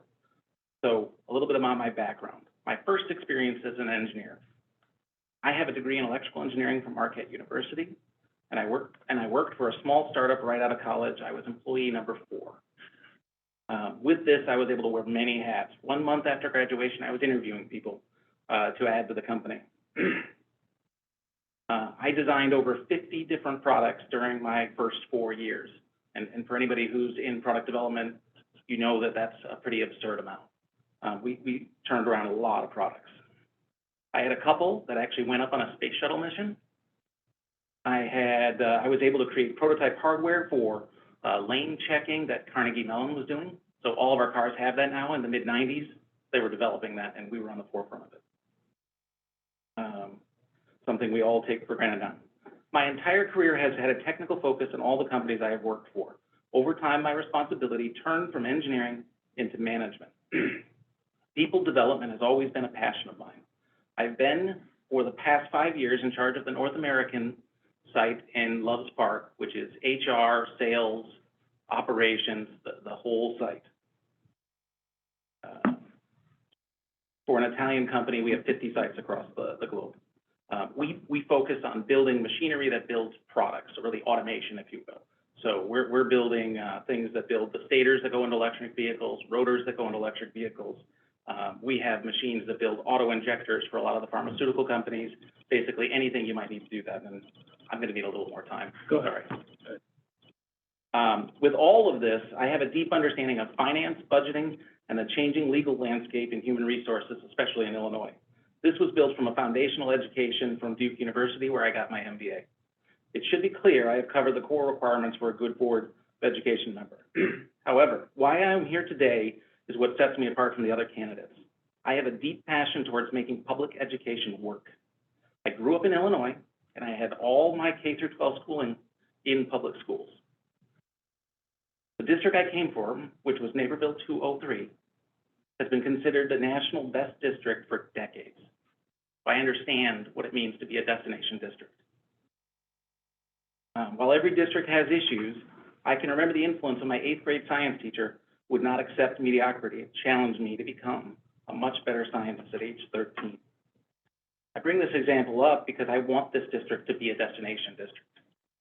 I'm here today because over the last 3 years, I want to see this board and district improve. I have been to most of the community engagement events before COVID and after to offer our opinion on how to make this district better for the students and parents. I have supported the incubator program for the high school 2 years.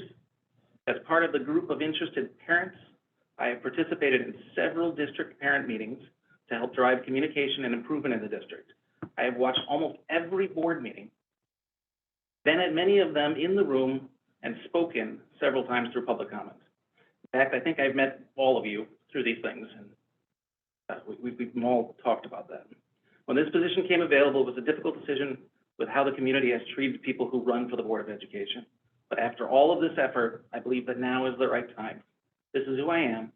I am a passionate believer in public education, with a strong background in all the main aspects to be a quality school board member. I look forward to all of your questions. Thank you. I'm the opening All right. inquisitor, questioner. So the opening question is, what do you see as the board's roles and responsibilities? It's a good question. It's probably foundational to what we're doing here today. So at a high level, the board is here to hold the administration accountable to the mission of the district, right? We have oversight, which is first and foremost to educate our kids. That's the mission. And by that, I mean all students always. It's, in addition to encouraging the strategy of the district, there is a financial responsibility to ensure the budget is proper and meets the needs of the district while respecting the financial ability of the community to afford this education. So there's a balance between what we can do, right? We can't just approve all the money. We have to balance it with what the community can afford. There are legal matters and contract matters, which are key deliverables as a board member, right? You're negotiating contracts.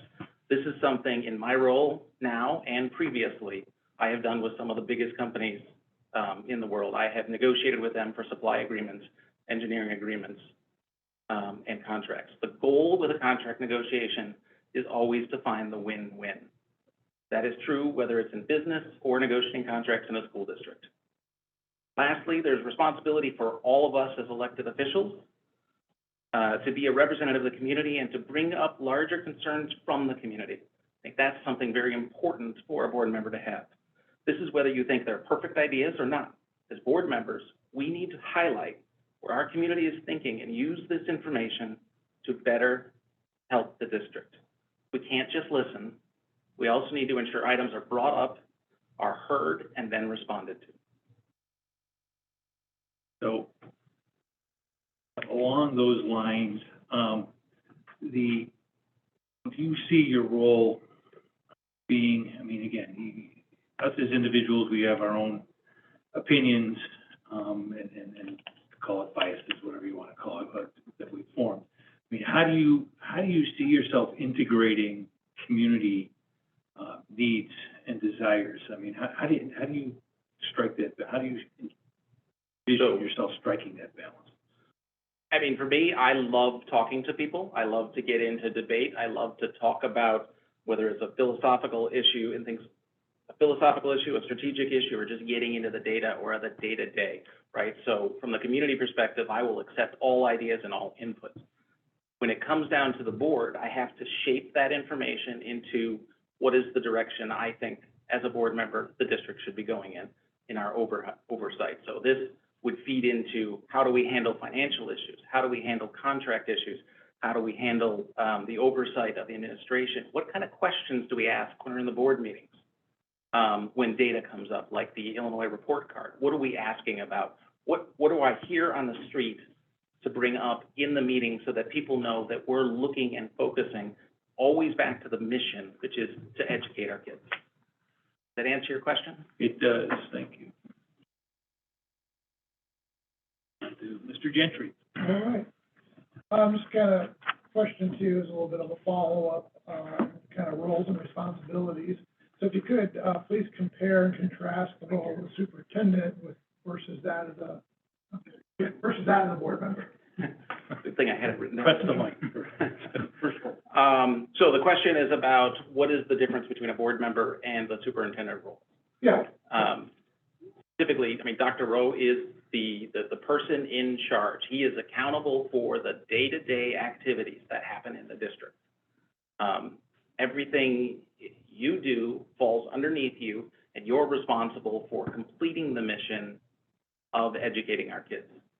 And as a board member, it is our job, first of all, to help enable you to do that, to break down barriers when we see them, whether it's contract, financial, or community engagement, to help you achieve that mission, and really to hold the district accountable. So as we see different information come through the board, it is our job to question and comment on what we see to help shape the direction of the board. So if someone's asking about a new math curriculum, which happened last year, right, the question should be, well, how many math curriculums have we had? What is the data that supports moving to this? These are the questions that a board member needs to ask. What is the cost of it? Are we really going to get a benefit from it? So you would bring forth an idea of what to do, bringing a new math curriculum. It is our job to question that and understand if it is the right thing to do at this time. Does that answer your question? Yeah. Thank you. Good evening. Yeah. Thank you for being here this evening. As a board member, you are a liaison between the district and the community. How do you envision handling this responsibility in the community? It's kind of similar to the follow-up question I think I had from Mr. Quagliano. But I see my responsibility as a board member to be representing this district and to reminding people of what our missions are and why we're making the decisions we are. God gave me 2 ears and 1 mouth. So if someone comes up and talks to me, I'm going to listen twice as hard, and I'm not going to speak. But I think it's important as a liaison, we're not here just to listen.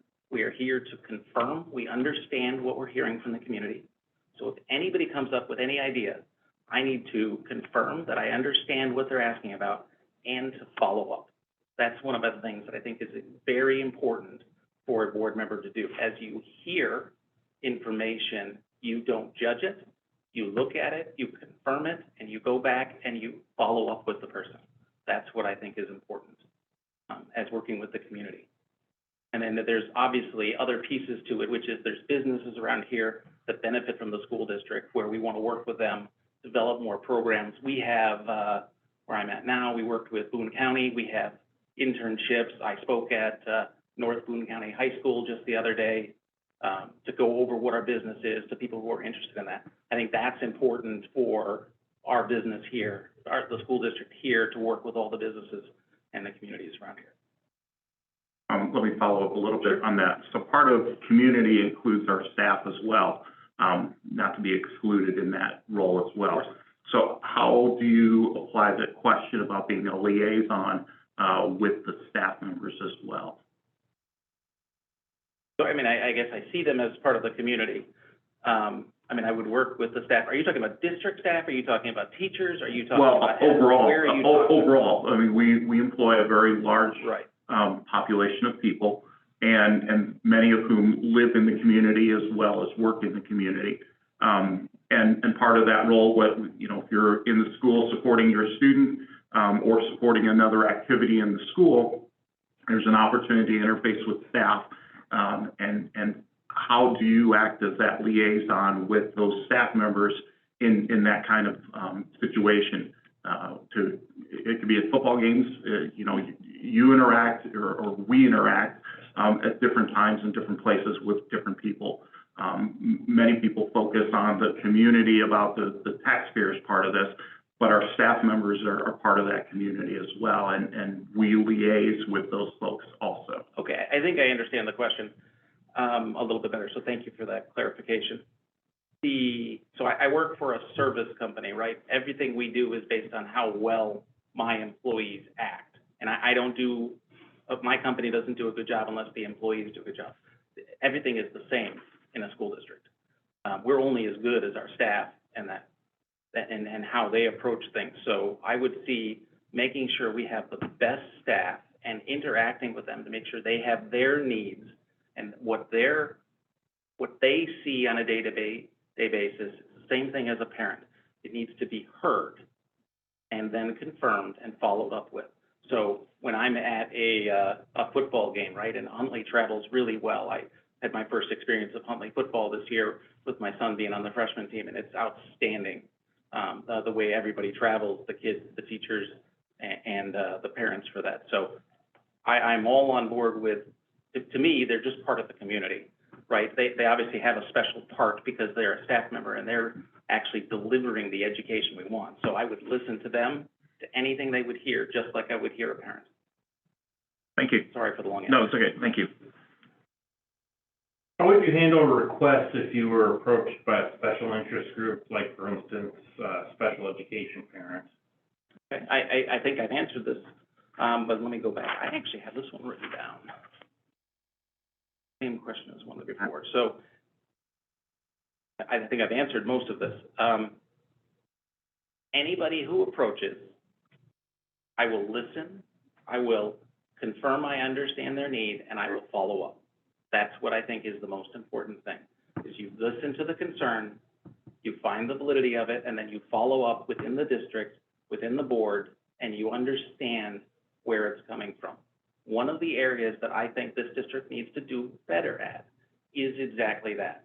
When parents or staff or anyone raises a concern, we need to acknowledge that concern and we need to follow up. We need to we need to believe the concern first and then follow up, right? There could be things that are wrong, but we have to honestly listen to what we're hearing and then try to follow up. So whether it's a special needs student or someone on the math team or someone on the swim team, I'm going to listen to what their concern is and try to help them. That's what I think part of the job as being an elected official on the board is. Cool. You. I'm next. All right. Andy, how are you tonight? Good. How are you, Melissa? Good, thank you. Thank you for coming and your interest in being on the board. So my question, and I want you to think of this in the aspect of the role as a board member. So how do you envision remaining balanced in your service to the community when device and or controversial topics face the district? I don't have any experience with anything divisive or controversial in this district yet. That's a little bit of a joke. Obviously, we're in different times, right? I mean, the song that goes to my head is the Bob Dylan song, "The Times Are A-Changing." And right now, we're in an interesting point in public education. And it's going to remain divisive until we can come to a common understanding of what that public education is. So to understand it first, we really need to open ourselves up to all the points of view. And I think what we need to get to is the community coming together and actually having open dialogue about this. Because when you look at issues that are considered divisive, so bullying, right? It's something that always comes up as an issue. If we can understand collectively how the district is going to handle this in agreement for this community, I think we can make progress in this area. When it comes to special education, it comes down to, so why is that a divisive issue? Well, it's a divisive issue because parents are seeing their kids struggle and they're not getting what they want and they're not hearing the response. Sometimes it is just the voice, giving them voice to their concerns and working through that with them. And I think many of these divisive issues and controversial issues can be handled by just getting people to talk about them. Because I know the people that I know, and I've talked with a lot of people on all sides of this issue. It's really about wanting to believe that the district has the best interests of all our students in mind. And we just need to get people talking and believing that the administration, the board, the staff, and the parents all have the same mission, which is they want the best education for their kids. And that's the way I would handle it, is we have to find the common ground. There will be challenging issues. I come from a family of 7. We're all strong-minded personalities. We all argue and back and forth, but at the end of the day, we all love each other. And we have to get back to that as a community. We have to be able to get to the point where we can have disagreements, and I don't have to agree with everything you say, Melissa, but we can still get along, and we can work together to try to solve for the common education that we're aiming for here. So, sorry for the long answer. That's good, thank you, Andy, appreciate it. Andy, thanks for being here tonight. Appreciate you. Sixth question is, the district has embarked on a journey to ensure all students have access to a learning environment that is equitable and meets their social emotional needs. What are your thoughts on educational equity and social emotional learning in schools today? So I went to the district meeting about this, and I went in with a little bit of a mindset thinking I knew what was coming. But what I learned and what I can fully get behind is that if equity and social emotional learning means that every student, We are working to get every student to be the best student they can be and have the best environment they can be. I am 100% behind it, and I support it. That is where there's a lot of noise around these issues, because it seems like sometimes you're separating things based on intangibles in their lives. But if it is just focused on the individual, which is when you look at my student, when you look at my son, and the staff looks at my son, they want to make him the best student he can be and get the most achievements they can see. And they look at every student that way. And if that's what social emotional learning means, I'm 100% behind it. Thank you.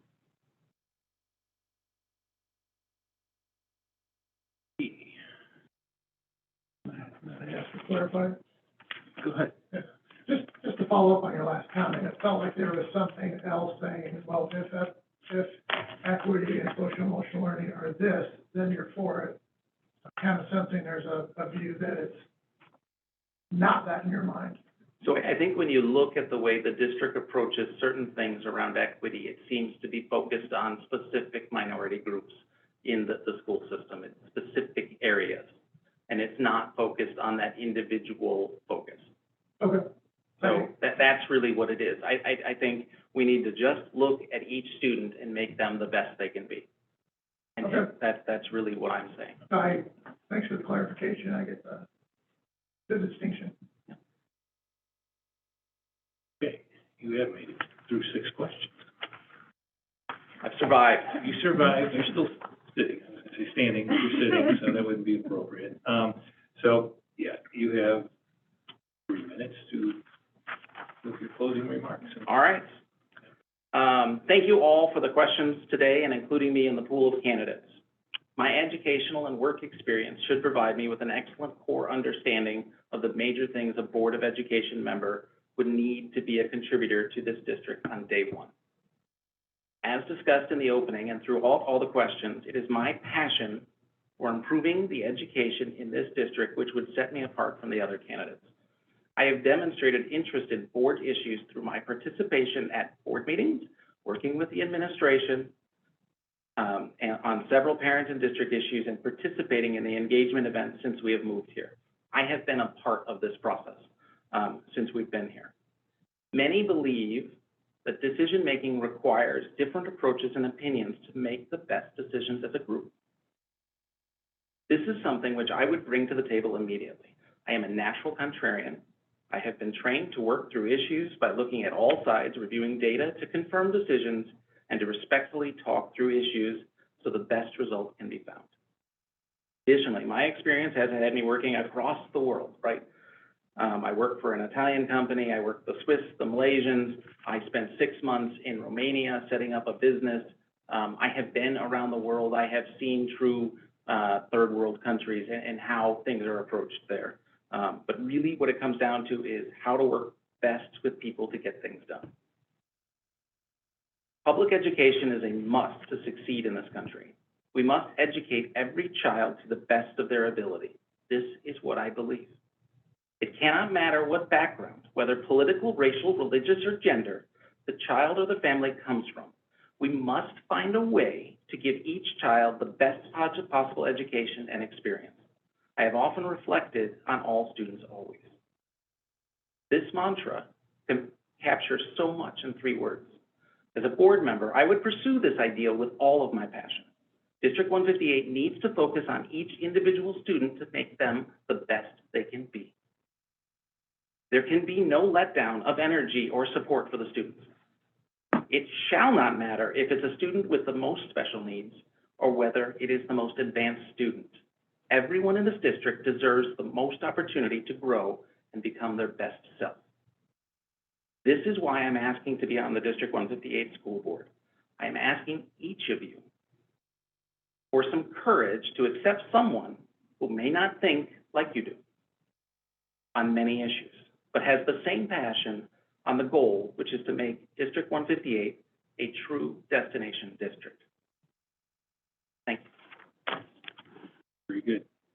Thank you very much for taking the time out and for the willingness to volunteer. All right. School board. Appreciate it very much, Andy. Thank you. I heard the pay is great. Exceptional. Exceptional. Don't spend it all at once. Yeah. All right, thanks a lot. Have a Thank you. good night, Andy. Thank Good you. night.